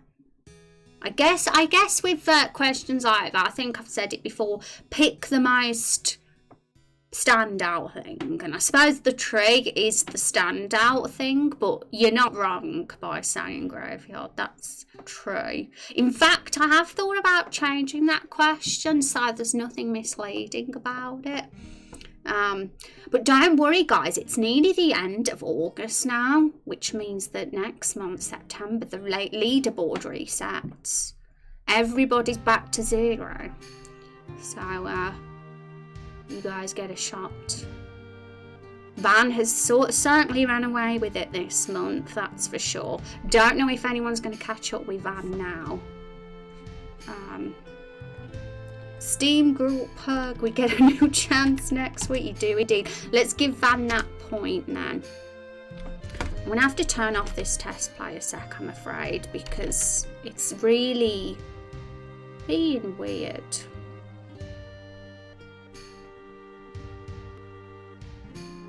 Give me a minute.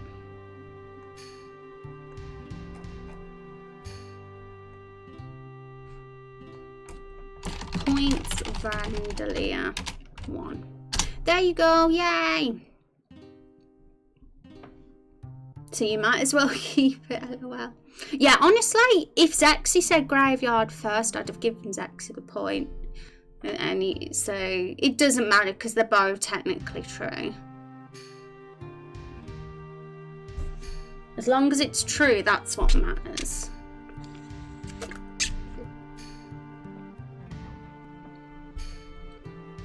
Okay, now I'm thinking, are we ever gonna get a test play working? Which I can say for a fact, now we're using tiles instead of Parax mapping.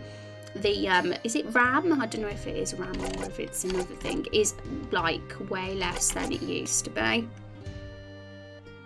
But it doesn't make no difference to my old lady computer, that's for sure.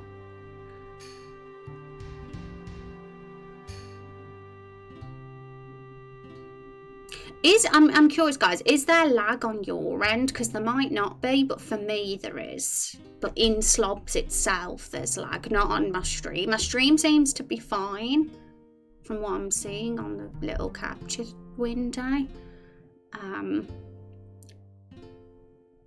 But the microphone and speakers mix, I think, is like frozen.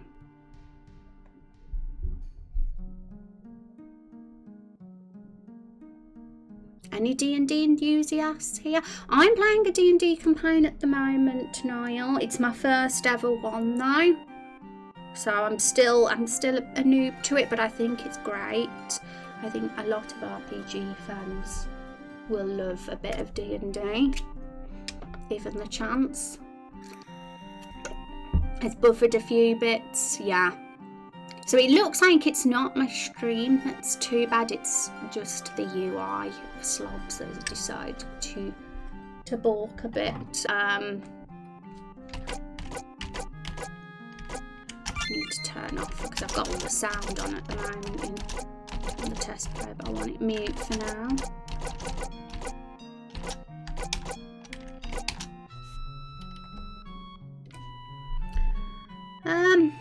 There's almost always lag on my end, part of why I always say things like an hour after you've moved on, yeah.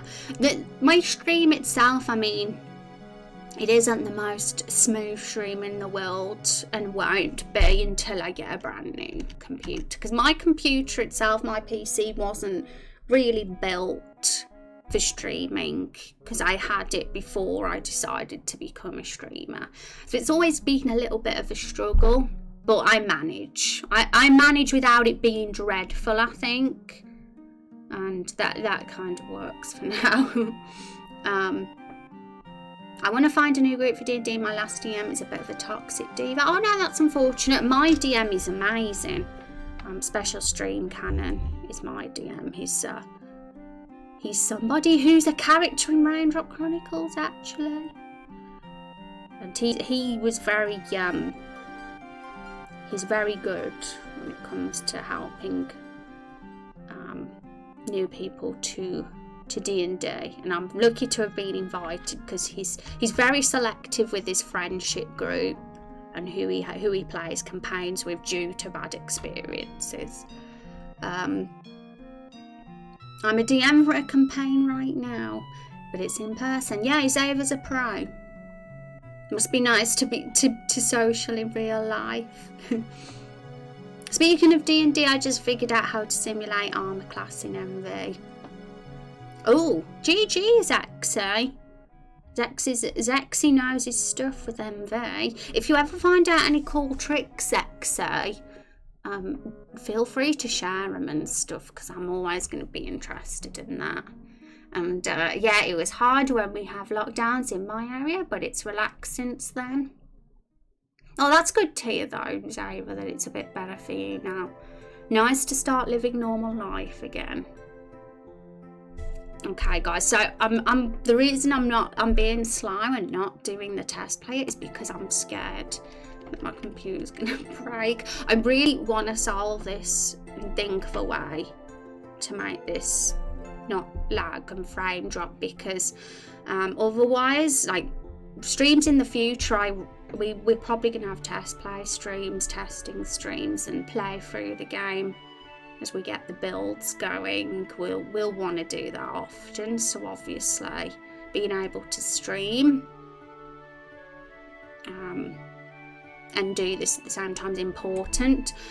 I'll probably have to just close down all the programs when I do it, because I think what doesn't help is that I have a bazillion very demanding softwares running while doing this as well. Like, we got TileD open, we got Photoshop, we got everything, iTunes, blah blah. And of course we don't need iTunes open if we're doing test plays, because we'll have the in-game music on instead.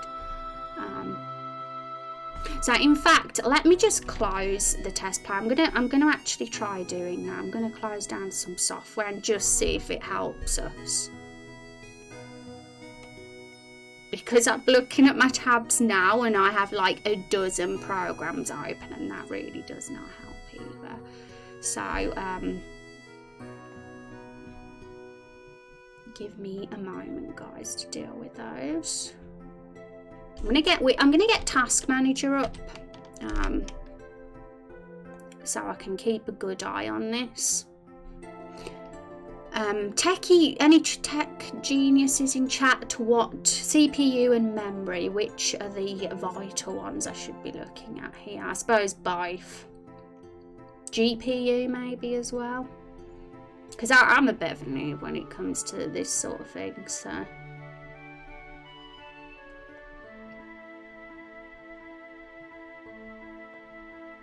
Yeah, and Streamlabs OBS right now has got very high power usage on it, so it's slobs that is causing it, which is to be expected, because if you use slobs or OBS, that is very demanding of your computer, and that is really what the biggest issue for us.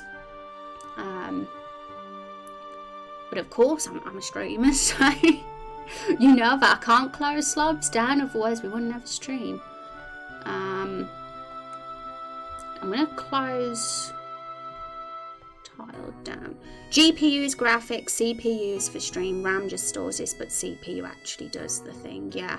Because I remember having a RAM upgrade several months ago, because I'm not kidding you, last year when I had my old RAM, my stream would lag like crazy. Like, even at the stupidest of things, it would lag.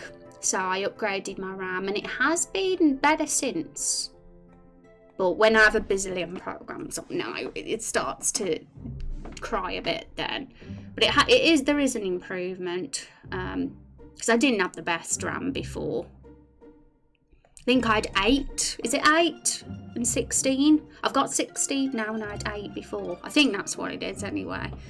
GPU can make your PC run hot, which will slow it down too. Yeah. So I'm keeping an eye on the Task Manager at the moment, and it seems definitely out of everything, out of all the programs I've got open here, it's slobs that's being the bee face.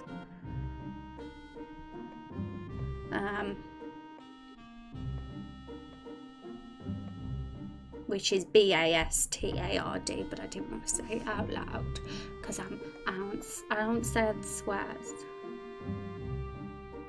Okay,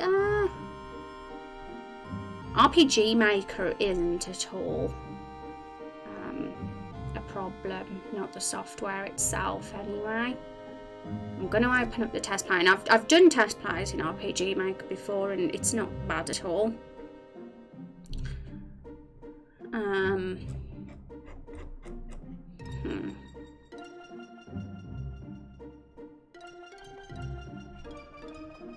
I'm going to turn off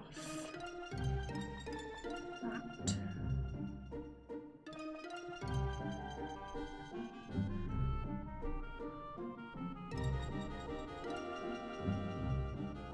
Yeah, RAM helps with running multiple programs and crime labs. Yeah, that's ultimately why I upgraded it, and I found it helped because of I do need tabs and programs up with the sort of work I do on stream. So it helped a bunch. And I don't know whether it's since I started streaming in 1080 that it's got more demanding. That might be the reason as well. But because I have quality options anyway, I'm just like, why wouldn't I stream in 1080? Because I want a good quality stream. if people can't watch it in that high quality, they can just put it down to 720 or 480 if they wish, because the quality options allow that.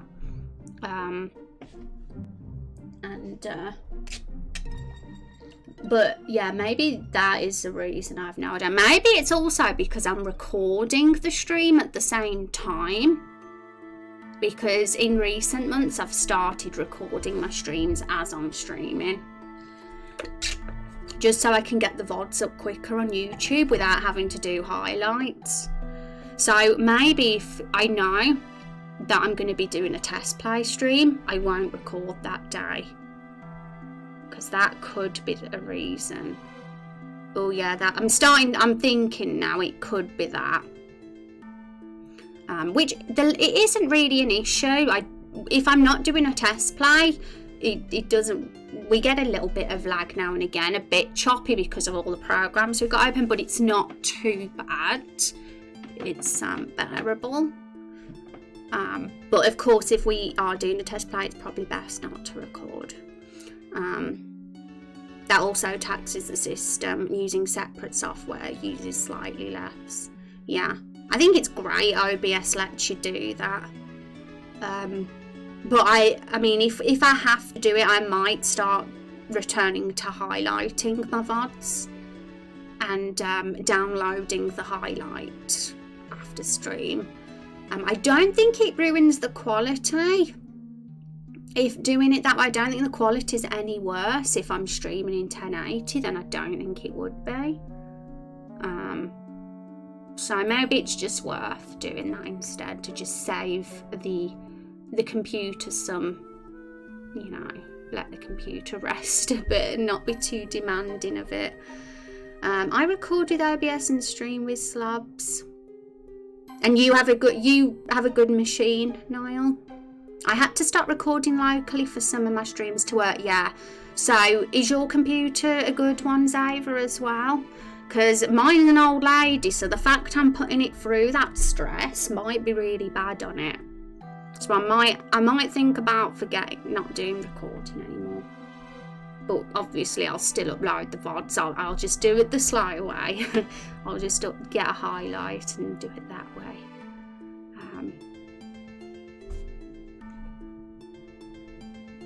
I feel like stopping the recording now just to say and watch the task manager go down and say. I'm curious now. Yeah, it's several years old, but it still smashes through recent games on high spec. And do you find that recording with OBS and streaming with slabs, Niall, makes your system a little bit more laggy? Or do you find, or because your computer's good, that it's all right? Yeah.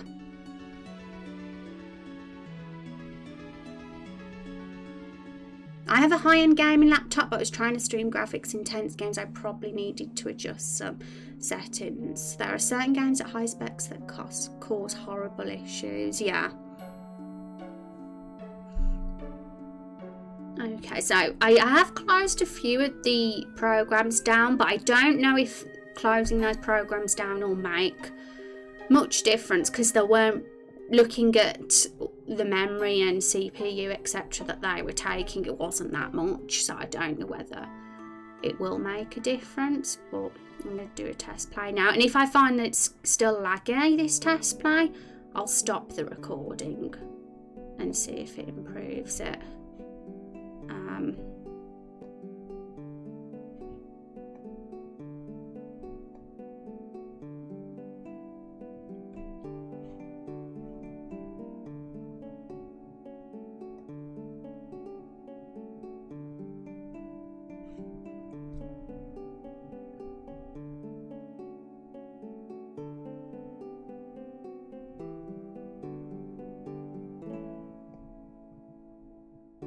Okay guys, give me a moment, because I'm staring at Task Manager to see what's going on.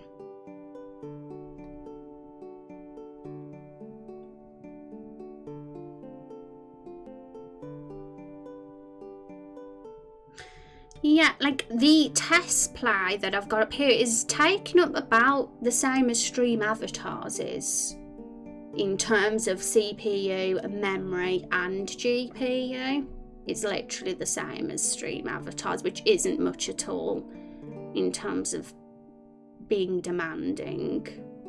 So I don't understand why it's been being a little silly billy. But the stream's fine, you know, but for some reason the Slob's UI has like frozen because of it. So obviously Slobs doesn't like it very much. Changing the settings for the game allow me to record and stream at 1080p. However, I couldn't stream with Unity open. I think it was a Unity issue. I noticed issues when trying to record and stream Doom 2016. However, I came back to it several months later. Seems to be fine. Could have been a heat issue. Interesting. Yeah, I have to say, because doing test plays in RPG Maker before wasn't too bad, and I think maybe it's because I either wasn't recording the stream, or I was streaming in 720 instead of 1080. So I might need to decide which one I'm going to sacrifice out the two, and it would probably be the recording, because I know I can still do that off stream afterwards. Slobs' pants, I've had so many issues with it. Yeah. Classic OBS might be better. I don't know. But I like the UI of Slobs. I like that you can have chat on the screen with it, and that you can see stuff.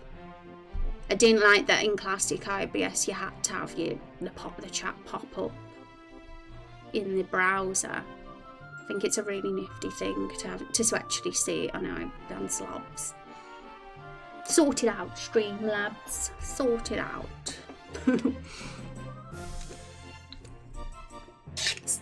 Yeah, okay. I cannot do anything in the Slobs UI. I can't even press the on the test play because the UI is froze. This is the first time it's ever done this, by the way, because we've done test plays forever. Like, we've done them a lot as streams. We did them on Monday stream, I think, and it was a little bit flame droppy, but it was fine. So I don't know why it's decided to be a silly billy today. They've actually changed that with OBS. You can add the browser in the UI. Oh, they've updated that now. That's fantastic. Slob is still relatively young compared to the other software. Yeah. So, right, let's see what happens if we do this. I'm going to just do a bit of experimenting, guys, because test playing is going to be so important to us to do on streams. So, what I'm going to do, I'm going to just take a screenshot of my task manager. I'm not going to let you guys see that though, because I don't know, it's probably fine to let you see, but who knows if anything weird or private comes up. I don't know, I'm always very paranoid. So I'm going to just look at that on a separate thing. I'm going to stop recording. I'm going to stop the recording. And we'll see if it goes down.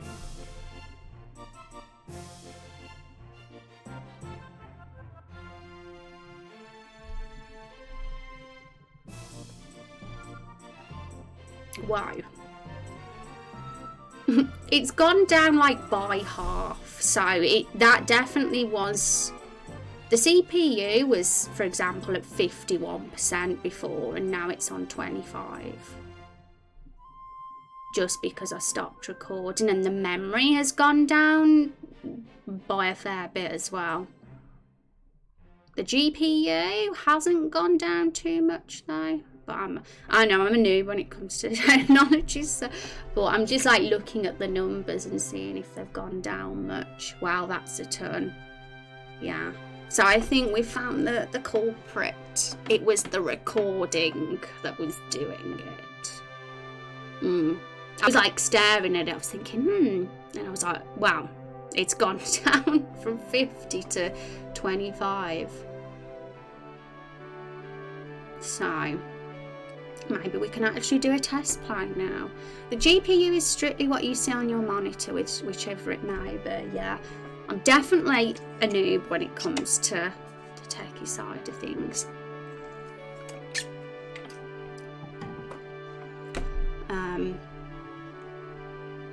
Okay, so I'm hoping that's it now. It was the recording that was doing it, so let's do a test play and see if it's going to behave now. I'm not going to get my hopes up though, because it might still be a bit of a problem.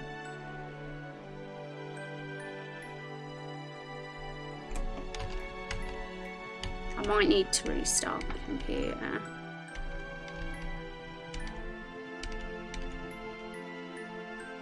Slobs is still crashing the little mixer section is, for some reason the speakers are like that. It's not affected the stream, I don't think, but just the UI, which is weird because today's the first time it's done that. But I'm not going to record again because I feel like it's going to help a lot to not record. I'm just going to do highlights for the VODs from now on. But yeah, because of the little issues we're having today, and I'm hoping this will pass from next week's streams onwards. I'm going to make sure I take good care of my computer as best as possible. Hopefully it's just a weird day for Slobs. But I'm not going to record. I'm going to completely scrap recording so we can have smoother stream experience.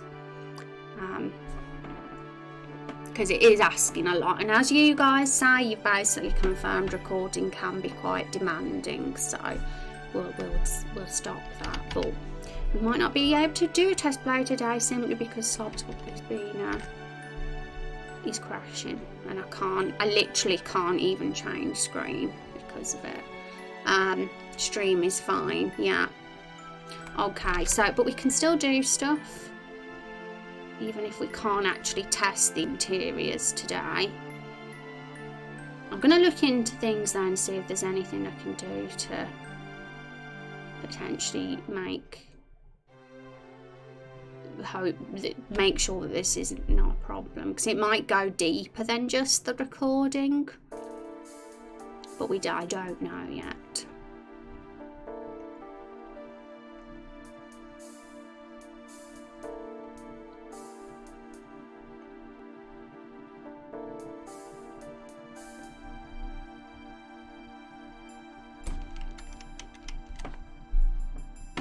Stream is fine for me. You could check your background process stuff and turn off what you don't need. Yeah, who knows, maybe something's running that is like hogging it, but looking at my task manager and all the programs that are up, and this is including when the test plays up as well, it was Slobs. Slobs seems to be the culprit, and when I did stop the recording, it went down by half, everything did, and Slobs is still the top and being the biggest beast out of everything, but it did like go down by half, so that still helps somewhat.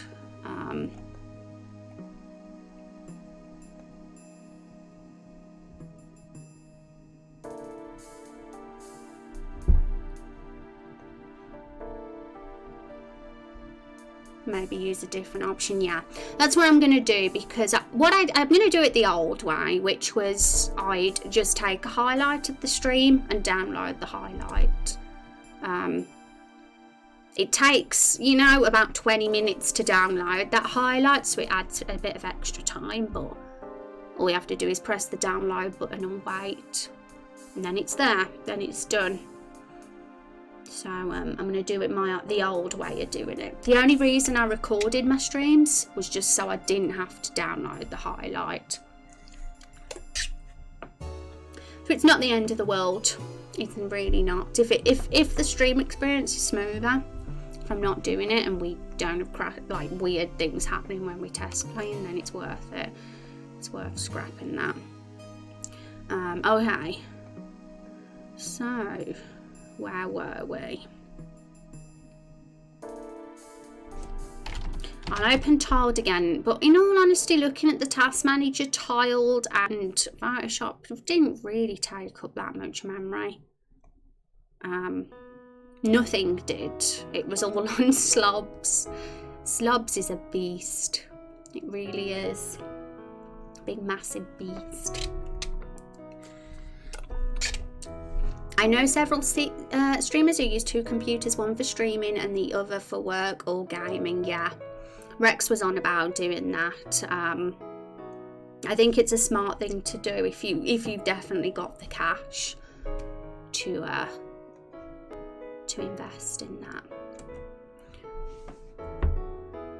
Don't know how intensive testing the game will be for your computer, but you could try using a 2-computer stream setup. Might take a bit of research, but help improve things. Yeah, I cannot, like, I would love to do that, but it's not within my budget because I'm not rich at all. But it would be something I'd do myself if I could. That's for sure. I'm very lucky, in all honesty, to be streaming at all, because my setup and everything isn't the easiest, and I'm kind of feeling very lucky that my old lady of a computer can still allow me to stream it all, so I'm grateful for that. I think there's a way you can connect Twitch to YouTube and directly upload streams that way. You don't have to mess with highlights that way either.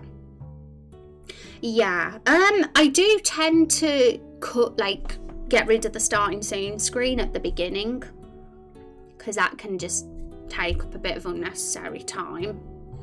So I don't know whether connecting to Twitch would still allow me to cut that off. I'll have to look into it. But I'll be away. It's not really the biggest deal at all. We just have to scrap the recording. Saves me having to press the record button every day anyway. So that's one thing. Okay, so we're back in TileD now.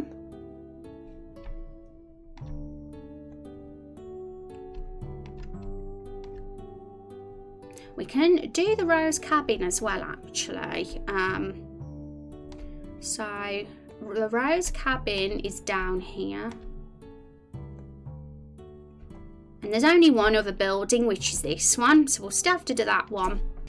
But considering we hadn't even done that one yet, we'll wait a bit longer for that one.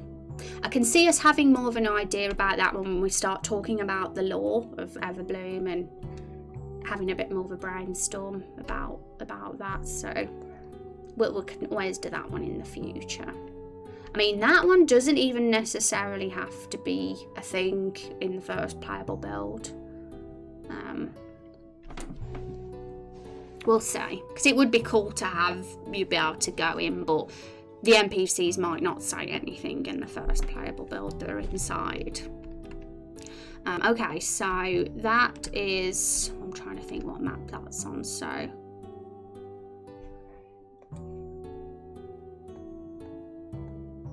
it would be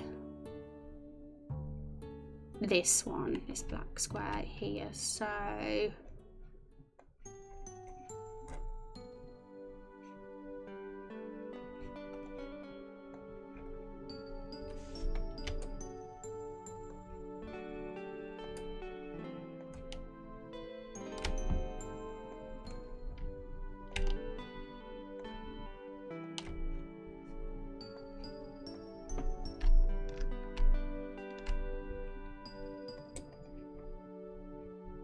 And to be honest, I'll probably fill this whole thing in black, so we've got no grey bits, because we're going to have to. Otherwise, when we transfer from outside to inside, we're going to see all these grey edges. But for now, because I want to make sure I don't want to get confused with the positioning, that I'll just do it like this for now. Because I kind of want to make sure, I think it'd be cool to make sure that the entrance to each building is the same coordinate as the door outside, so that it all matches up. I mean, I don't know if that can be pulled off, because the buildings might be too big and be too close to each other, but I don't know. Be cool.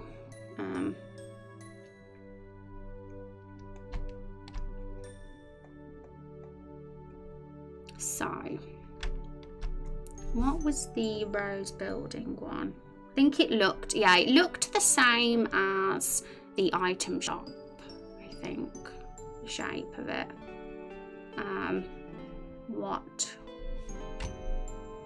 Yeah, it's the same wood as well. So we can just copy and paste that one.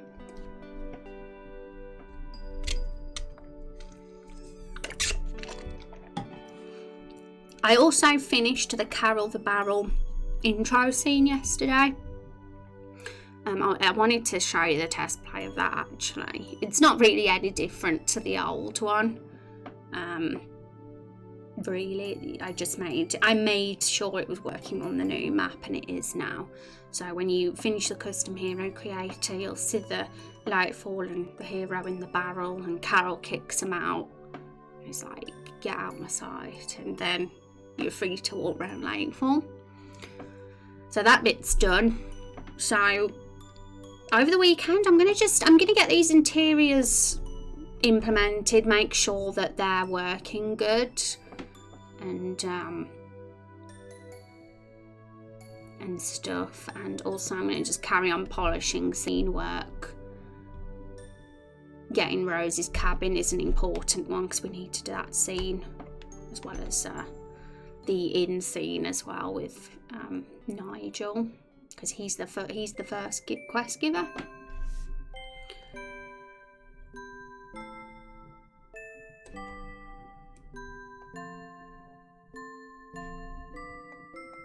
And it's all just a copy and paste job, really, between the different projects. Just copy the events and it's there. You just have to make adjustments to the event numbers and if anything that's changed. Okay, so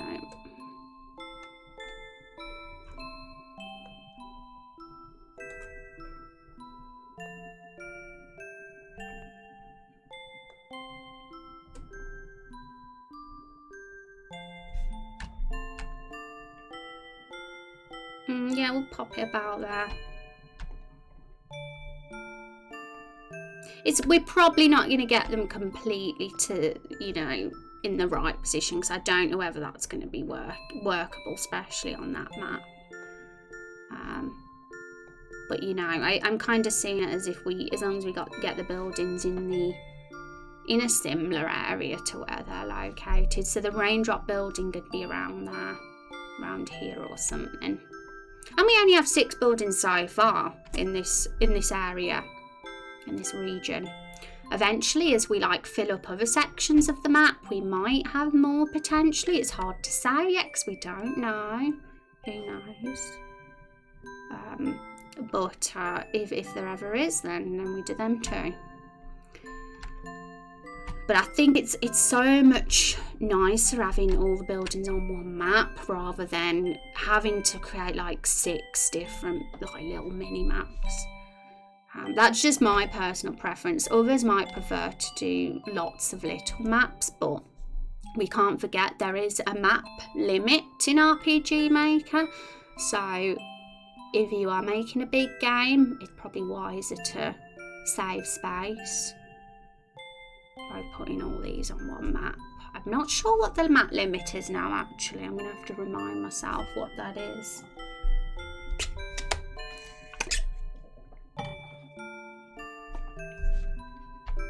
Okay, so I think, yeah, that the building is that exact shape. If we get paint up now, we can remind ourselves what it looked like.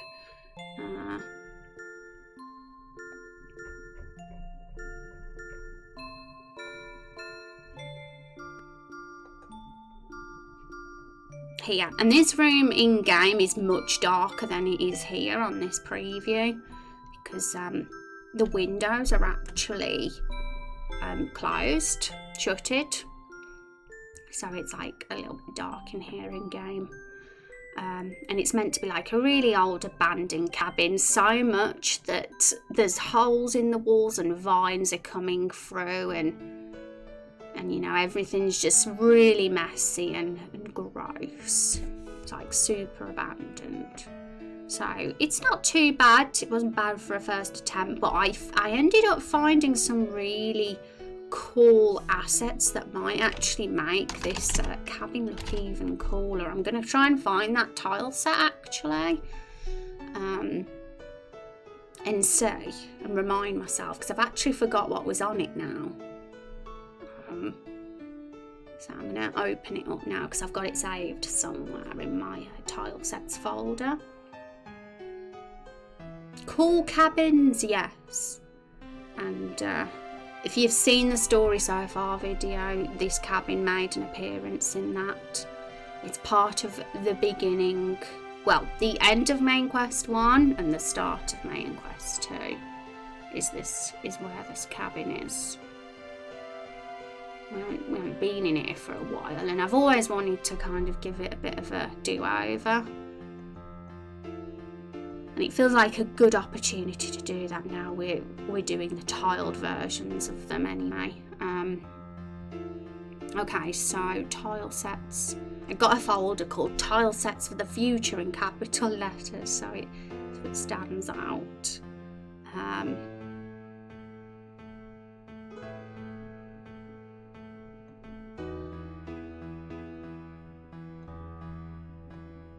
And I always, if I find any cool, like, you know, tile sets that fit with the style of our game, I always pop them in here so that, you know, we don't lose them. So let me just look through them because it's going to take me a while to find this tile set, because I've got quite a few tiles in here to find the one that I was talking about.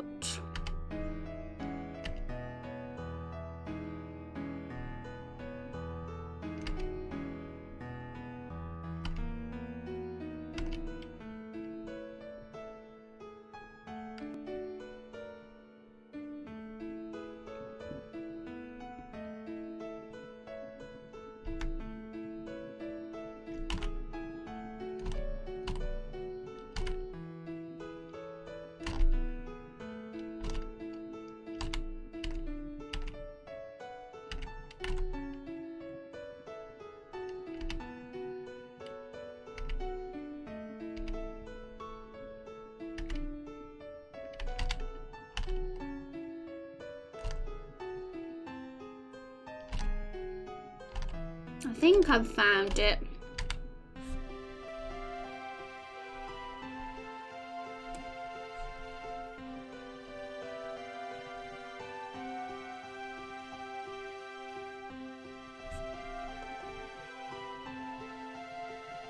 It was literally just, yeah, here we go. Photoshop. It was literally just this, an overgrown tile set, and I thought that because the look of this cabin is all about, you know, vines coming through the walls and like green mold and that, a few of these kind of fit that look. And I'm going to have a look at the paint file again. I swear that there was another tile set that had holes in the ground as well.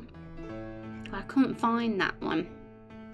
But we did kind of attempt to do that in a little bit in the cabin map. Hi Rose, hi Hinel, how you doing? It's good to see you. Adorable emote, by the way. And when I see this, I think of Woody. And it's not Woody. It's too big to be Woody, but you know, it might remind Carol of Woody, whose fond nostalgic memories of when she was with the gang.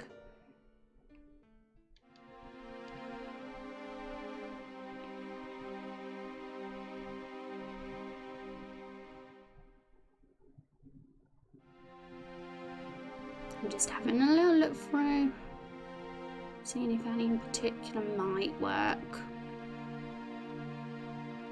I mean, these are fences, really.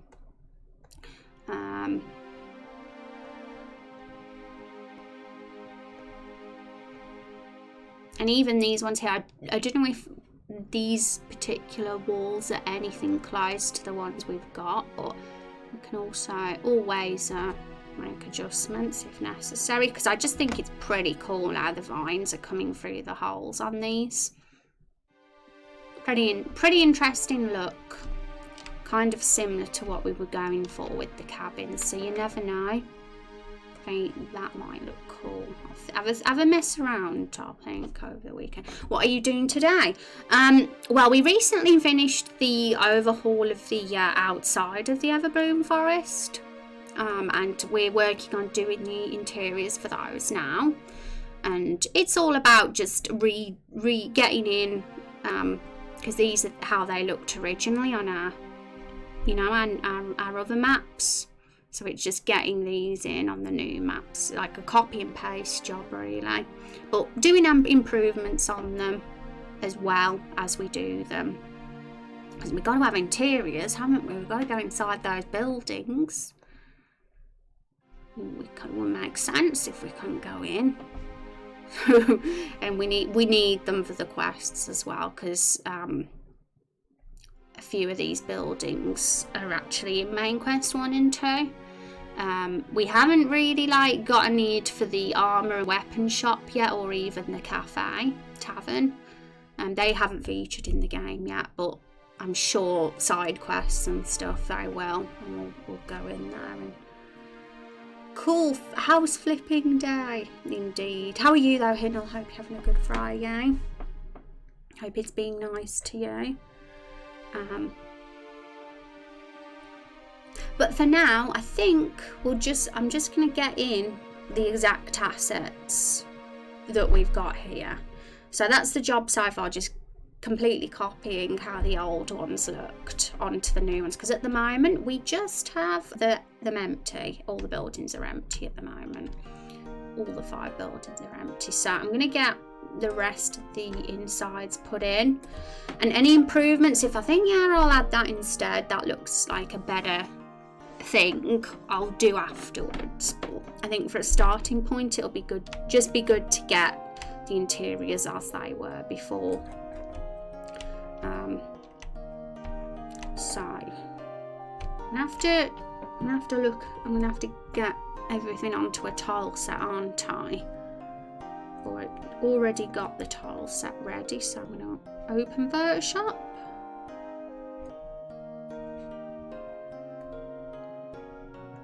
So we'll just be spotting what we need, really.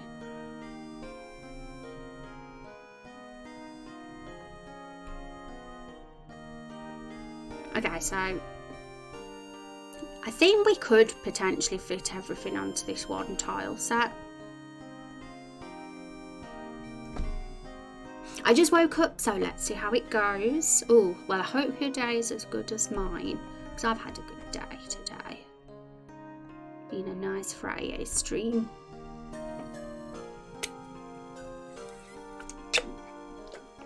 And I'm hungry for my dinner. Kind of hungry for my dinner. Been tempted to get a snack. True Baldy! Always late to the party, but better late than never. How you doing? Thank you so much for the sub. 8 months. I appreciate that. It's always lovely to see you stop by. How are you doing, True Baldy? Let's have some hype in chat for that special 8 months. Because that is, you know, quite a bit of time. Quite a bit of support. I'm well, how are you? I'm doing good. I'm doing decently, True Baldy. Not having a bad day. But how is your Friday treating you? That's what we want to know.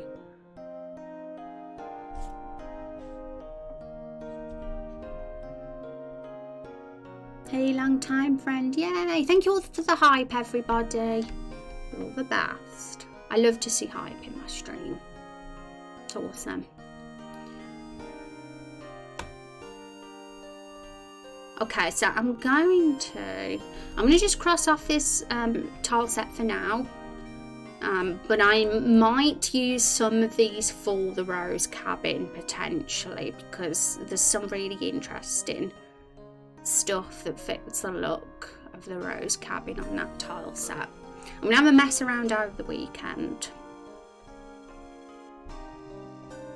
But for now, I'm gonna get the tile sets that we used before, so I'm gonna find them first.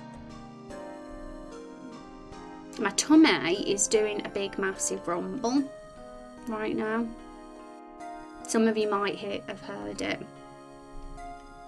It's finally Friday, so the weekend is knocking on the door. Friday! I had a big lunch today as well, so it's weird why my tummy gets so hungry.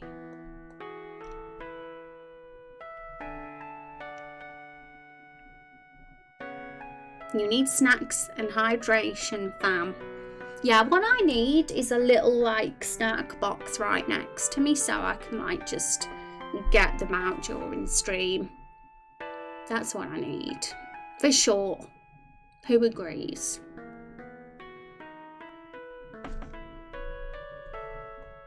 I'd make you guys jealous though, because I'd be having all the yummy foods, just like when I used to have my chocolate. Oh no, we got a crash stream. I apologise everybody. I have got a little bit of weirdness going on today in regards to slobs and tech laggy problems. It's misbehaving a little bit more than usual, but I've decided to like do a couple of things differently to hopefully help that, but we'll see. It didn't crash for me. Good. It crashed for me. Mini fridge on your desk, Rose. When I move house, maybe I'll have space for that, because I said in the last stream that we're looking to sell up and move somewhere else. So I don't know when that is. In regards to moving, it can sometimes take a few months to do that, so it might not be anytime soon. It might be closer towards the end of the year or the start of next year, who knows.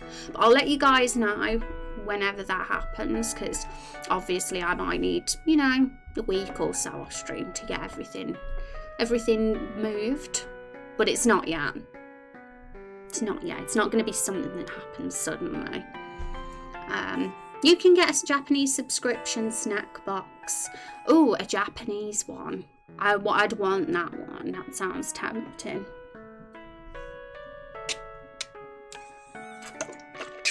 Skipped a moment for me, but it's all right.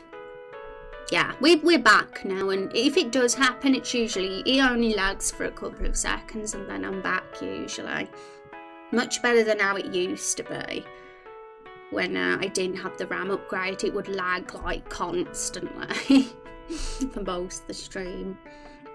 All 2 weeks got to set up internet. Yeah, I've basically said, you know, you gotta make sure that the internet's set up, please, because I'm not going to be able to live without my internet. Oh my goodness me, True Baldy! Thank you so much for the 5 gift subs. Hinnell, Wolf, Nungi, Mr. C, KM, WS, and Neffel. I hope you enjoy the emotes and the double raindrops, guys. Super generous of True Baldy to do. Thank you for gifting those to me and the community. And being so kind and generous. Let's have some hype in chat. You are a hero. You and Meister today have spoiled me rotten. Which, you know, starving artist like me, sometimes, you know, I need that. Very, very, very appreciative of it. Been quite some time since I dropped one of those bad boys. I know, right? Well, I appreciate you, True Baldy. Super appreciate that. Thank you very much, and thank you for the hype, guys. Make sure to thank True Baldy as well for the subs, guys, those of you that got them. Yay. And Kung got an emote, and so did Van as well. Have you guys collected all the emotes now? You are all welcome for the emotes and the subs. Yay. Thanks for making our Friday even brighter, True Baldy. Thank you very much. Okay, so I've got a bazillion tile sets here just to look through. I'm going to open those up in Photoshop in a sec because we're going to go hunting for the assets that we need.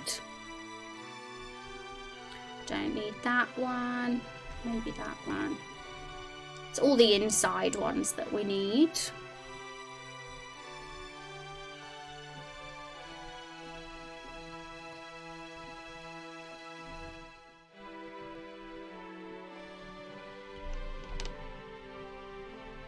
I think these 4 are the ones that we need, so let's open those. You got the crown? Azriel got the crown. Hiya, Mr. Kung, how are you doing? Mr. Kung's entered chat. Good old doctor. How are you doing? I hope you're having a good day. I think I might have got the crown the other day as well. I'm going to have a look, actually. Don't be jealous of me, guys. I've got the crown. I've got the hyper crown. That's the best emote in the bunch, I think.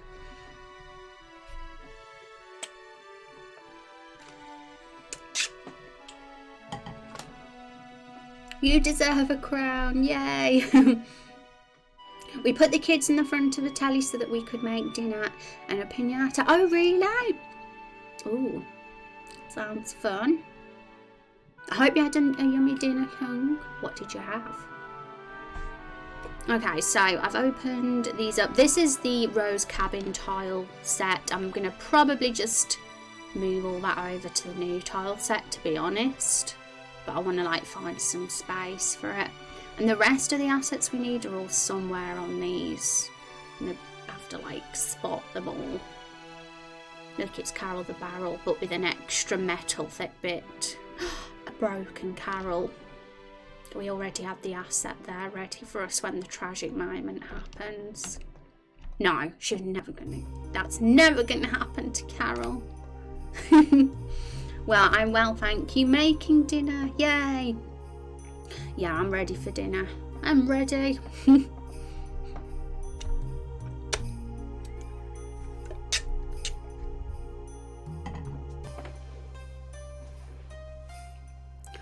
Okay, so I'm so ready to do lunch. Yeah, I think it's like for us folk in like Europe, it's dinner time, and for those of you across the pond, it's lunch time. So it is kind of the dinner time, isn't it, for a lot of us?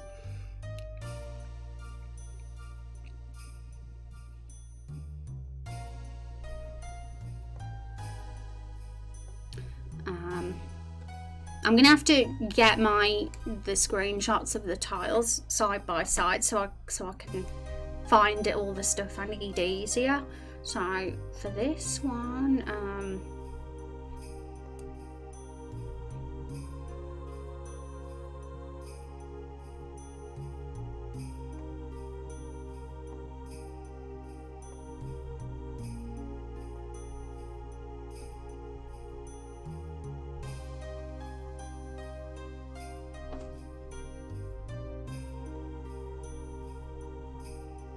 yeah, those 4 for the Armory and the helmets as well.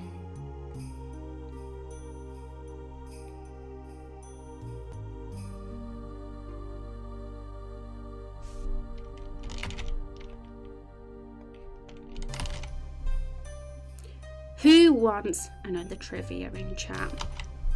I should be putting more in so you guys have a chance to catch up with them. But is that going to happen? Oh, how far is Van in front now? I haven't actually looked at the leaderboard in quite a bit of time. So which ones do we need? We don't need that one. Yeah, the gold one. Yeah, those are the ones we need. Also some weapons. It's so much it's going to be so much nicer having everything all on one tile set rather than just spread out across multiple tiles, because I've given myself a rule now: don't have tile sets that have stuff on them that you're not using on the map, because it just gets super confusing. Like, we're not having all of this, so we don't need it. Not now anyway. I mean, we might have it in the future on a map, but I'm only strictly gonna have things on a tile set that the map is using. It's just so much easier to organize that way. Okay.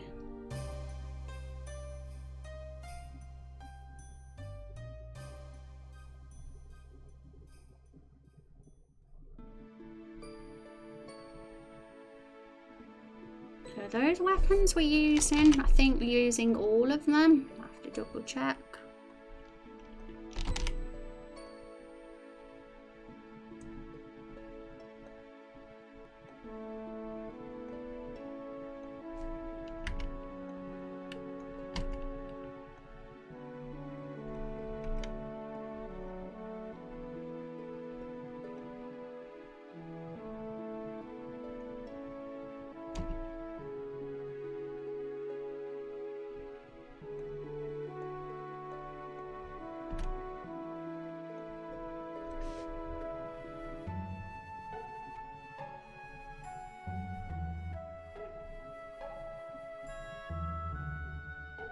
Yeah, we're just missing one, which is the bow and arrow. Where's that one hiding? There. Like, seriously, on this tile set, we're only using like 10% of it, if that. I've learned so much from starting a brand new project in RPG Maker and what not to do,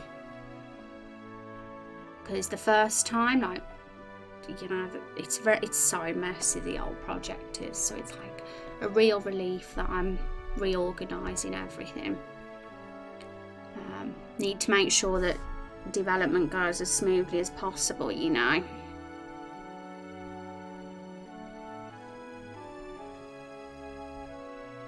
Yeah, just pop that one there for now.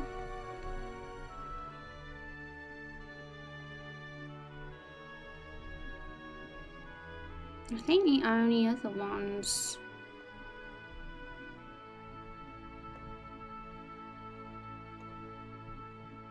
are those that we need. But there might, I mean, who knows, maybe there's a few assets that we've neglected to add that could be good in this armory.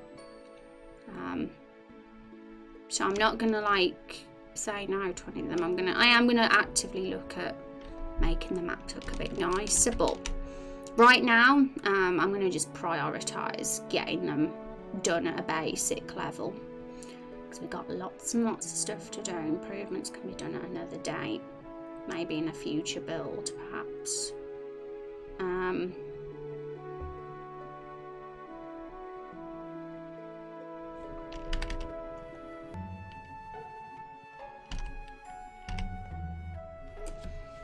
On a different note, did you see the new Sims 4 news? No, tell me, Kung. I'm intrigued, because I actually had like I was in the mood to play The Sims 4 the other day, and I didn't get round to it because, you know, how busy I am, guys, but I was in the mood, so I want to know what this news is.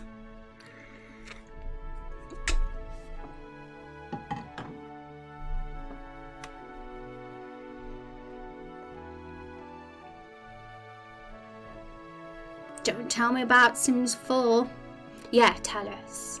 I hope it's good news, not money grabbing news that EA up to their old tricks again. I hope it's good, positive Sims news. The girlfriend will have to do whatever needs. Oh, she loves The Sims. It's a good one. It's a you know, it's very chill game. I'm fond of it as somebody who's played it since the very first one back in the day. It was a real.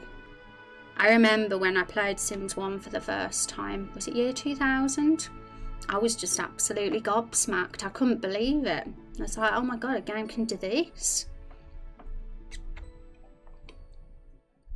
The Star Wars pack, so disappointed. Oh no. What have they done with it?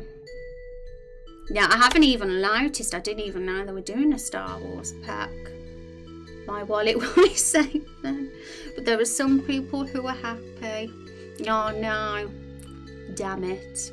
I used to like The Sims until they started making all those packs and are charging for it. That is exactly my feels with it. That's why I said, oh my god, EA aren't up to their tricks again, are they? Because that is my issue. It's with the company that make the game. I despise in every single way. I love the game and the creativity of it.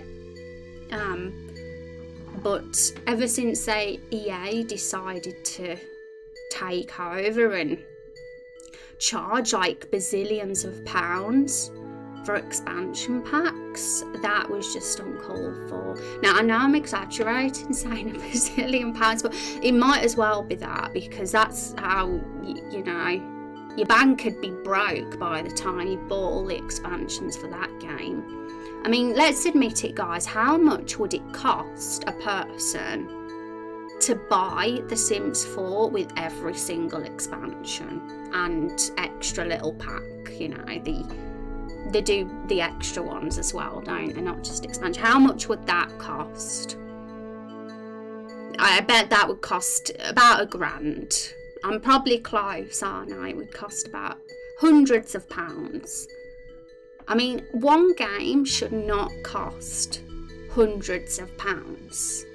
One single game. No matter how good the game is, no matter how like mind-blowing a game is, no game should cost one person, hundreds of pounds. It's absolutely preposterous. It's greed at its finest. I can't stand it when you have expansions and DLC to even enjoy the game. And let's face it, with something like Sims, you need the expansions because it's just way better. Sims 4 with just on its own gets boring fast, so you need the expansions. And let's face it, they make it very tempting for people to buy those expansions because they're good and they make the game look awesome. And then everyone's poor and EA are rich. And they're laughing their heads off probably at us all. I wait for the day for them to be bust, I really do. And I'll be happy. I'm evil. Guys, you see my evil side. I hate capitalism. Like, I hate it when it goes insane. You know, like when companies take advantage of us. I don't agree with that. Electronic Arts is a greedy poopy pants. I'm sorry for my language, but they really dirty my donut. I'm glad to see that lots of you guys are with me on this though, because it was Van has started me off. I was going to be polite, but then I'm like, nah, I'm going to say it. I'm going to check because I'm curious. An arm and a leg. This is why I don't have all the expansions. I only own Sims 4 and I think Pets, is it? I think they're the only two I have. And I admit it, I want all of them because they look super good, but no chance. No chance am I going to skin myself for EA. No way. That is one company I'd be happy to. I mean, I'm not going to say it. I'm worried I'll get banned from Twitch if I go too far, so I'm going to shut up now.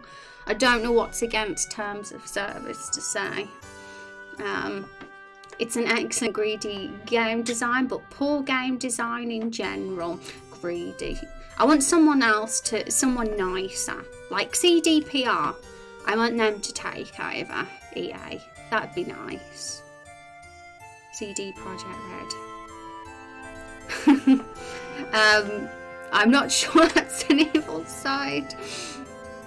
No game should cost hundreds of pounds. That's why Rose will be selling her gaming drama. I did the math, and for all the Sims for DLC, it costs somewhere around, see, I knew it, hundreds of pounds or dollars, depending on where you live. Like, everybody has got to eat, but this is another level of greed. It's not even like me as an indie. I'm with you on that quote. Everybody's got to eat. I want to eat. I want to make a living making games for the rest of my life, hopefully. You know, that'd be the dream for me. But never greedy. Like, you know, never, the way EA are with it are just disgustingly gross. Like, nobody should be allowed to have that much money. I only have Sims 4, but I'd rather pay for a game like Final Fantasy 14 where I get a good story. Yeah, and I mean, Square have a subscription model, quite an expensive one with 14, but they do really good things. Like, they've just made Heaven's Ward, the first expansion pack free, haven't they? I believe you can get up to level 60 now for free and do all of Heaven's Ward content for free.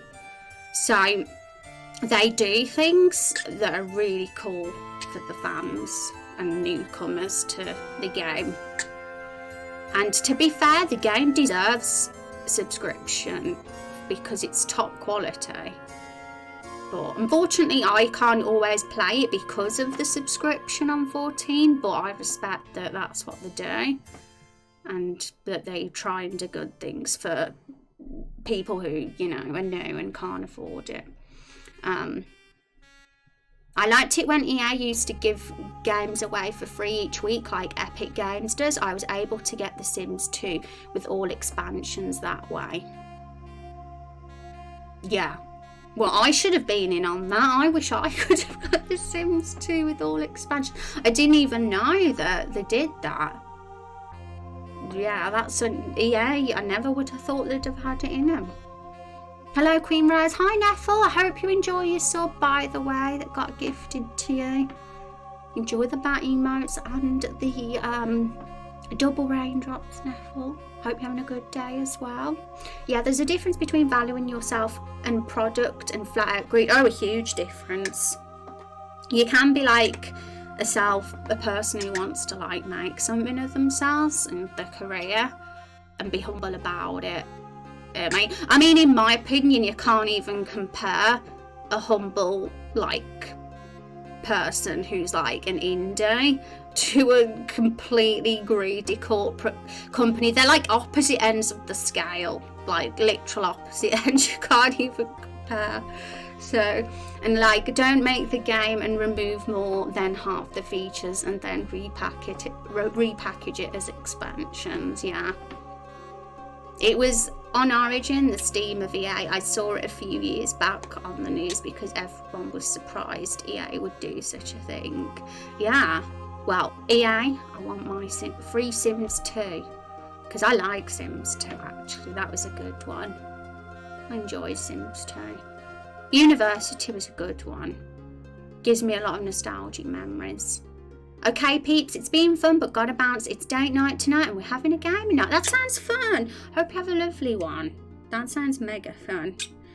I'm curious what games you're playing now. I really like getting free games from Epic because I can't afford to buy a lot of games. Yeah, like me and Van. We're one and the same. That does sound like fun. Yeah, that's why I wanna I mean, I felt like it all the time. I've really wanted to treat myself to Sims 4 expansions because I do think I'd get a lot of enjoyment out of them, but my morals can't bring me to it. My morals just can't bring me to buy an EA game. Well, not having a story isn't really the problem with The Sims. That's just how simulation games are, but the series has veered more towards being an excuse to push out media assets at the cost of simulation at the heart of the game. Yeah, and it sucks because it really is a good game. In my opinion, I think it's one of the best, one of the greatest. But it's kind of been tarnished. It's been like ruined by greed and corporations. Don't get a lot of spotlight, so there's a lot of variety. Thanks, guys. Take care, Niall. I'm learning Unreal Engine so I can get a game up on there sometime. Yay! For sure, you should do it, Tavern. Feel free to post your games in our creative work channel, by the way. If you've got any. Hi Punk, how you doing? Welcome. How is time? How is it already 6? It's because we've been chatting about EA games, and whenever I get on a tangent, that's it. An hour goes by in what feels like 10 minutes. I saw that you can actually do a visual novel on Unreal Engine. Oh, are you tempted to do it on Unreal, Van? That would be really something. You'd be really, But yeah, who knows? Being surprised you can do so much. Yeah, Unreal to learn. Who knows? Unreal Engine is scary. Yeah, I would be scared of Unreal as well, personally. I mean, I wouldn't be scared of it. I would be willing to learn it, and I think I could. But if you're short of time and you've got other commitments, you got to be careful, you know, learning something that's going to take so much of your time. You got to kind of think. You got to be sensible about things and realistic. And ultimately, that's why RPG Makers was the smartest choice for me, because it requires the least learning curve and gives me more time to focus on the things that matter with the game. How is time? Well, it's still April, so yeah, it's going to be April 2020 forever. Would you guys like it if we was in April 2020 forever? I think I'd hate that. In a way, I want time to stop, but in another way, I don't, because I don't want to. I want 2020 to end fast, please. Also, read in Unreal they use a lot of something called Blueprint. Yeah, I have no idea what that is. I'm an Unreal noob.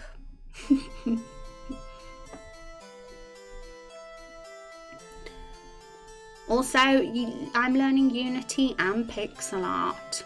Oh, good job, Punk. Interesting. Hope it's going well. But remember, guys, it's about you and your game, not the engine you use. That's our motto now on this stream. Well, one of our many mottos. That pick whatever engine just is best for you and for your game. Don't pick what you feel the society wants you to pick. It's kind of their version of drag and drop programming, but a bit harder. I'm more of a programmer, so I'm probably gonna code things myself. Yeah, for sure.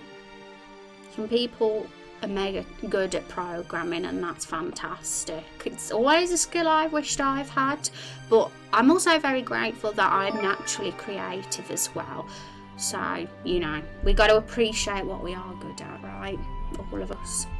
I think you pick the engine, depends what you want to do. Yeah, no engine snobbery here. We're not engine snobs here. We respect and appreciate whatever engine somebody decides to pick for their project. It's sad that engine snobs exist, but they do, and it's not on. It's a flawed and weird way of thinking, because brilliant games can be created in any engine, And thank you for that follow. Did I thank you? I can't remember if I did now. Thank you, Punk. That's why I've been looking around at various engines, because I'm still considering my story, but I know it will mostly be a visual novel. Yeah, and I think it's a good idea that you're taking your time as well to figure out what is best. Like, something like that does need consideration for sure, and I believe that you'll pick the best one and you'll make it work in whatever you decide to do it in. Anyway, folks, I'm gonna have a look and see if there's anyone online for us to send the love over to, as we always do. And I'd super appreciate if you come over with me and pass the love on to a streamer who's streaming now. I'm gonna put a trivia in chat so you guys can answer it while I'm looking for somebody. And Monday's stream is the last day of August, folks, so we'll know who our Lore Master is at the end of Monday's stream. So, yes, exciting. And then it'll all refresh again for September. What is the name of Meryl's boyfriend? Is Axel. I don't know this one. Yes, Axel himself doesn't have a profile in the characters section of the Lore Bible yet, but he is mentioned in Meryl's. Need to study the lore. Yes, our Lore Bible is right there, folks. And when the first playable build does come out, as it do get to play, it will, you know, you can learn the lore that way as well, I suppose, from the what's being introduced. But one thing is, a lot of the lore that we make and create on World Anvil, our Lore Bible, might not make an appearance in the game, you know, because sometimes what you write as a writer, only the story like sees 10% of what's being written, you know. So the Lore Bible is definitely the best resource. Even when the game gets released, the Lore Bible will still be the thing that will like tell you guys all the answers. Have a lovely weekend. Stay safe, Josh. Thanks for hanging out for the chats, everybody. I appreciate it. We've got to give Van the point as well, haven't we?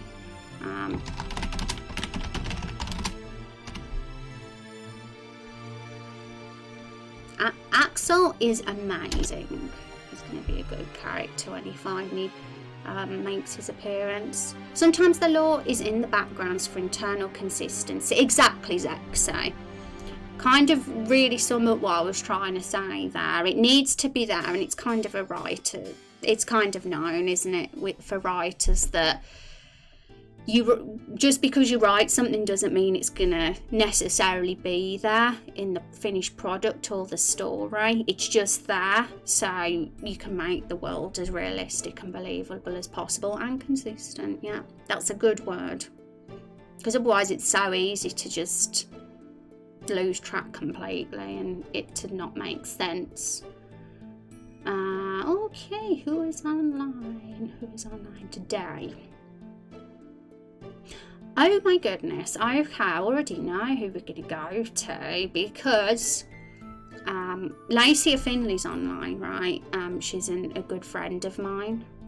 She is playing Vagabond Dog's game right now. Vagabond Dog was in the stream earlier and said that it got released on Steam today. Karen, the Outrage Simulator game. So I feel like we have to go over to Lacey today because she's playing that game. So raid Lacey Finley. So let's see what she's up to, and we'll have a peek at Vagabond's game as well. Have a nosy of it. So thanks for hanging out, everyone. You're all fantastic. Thank you for being amazing. And have a good weekend, and I'll see you all on Monday. Take care, everybody.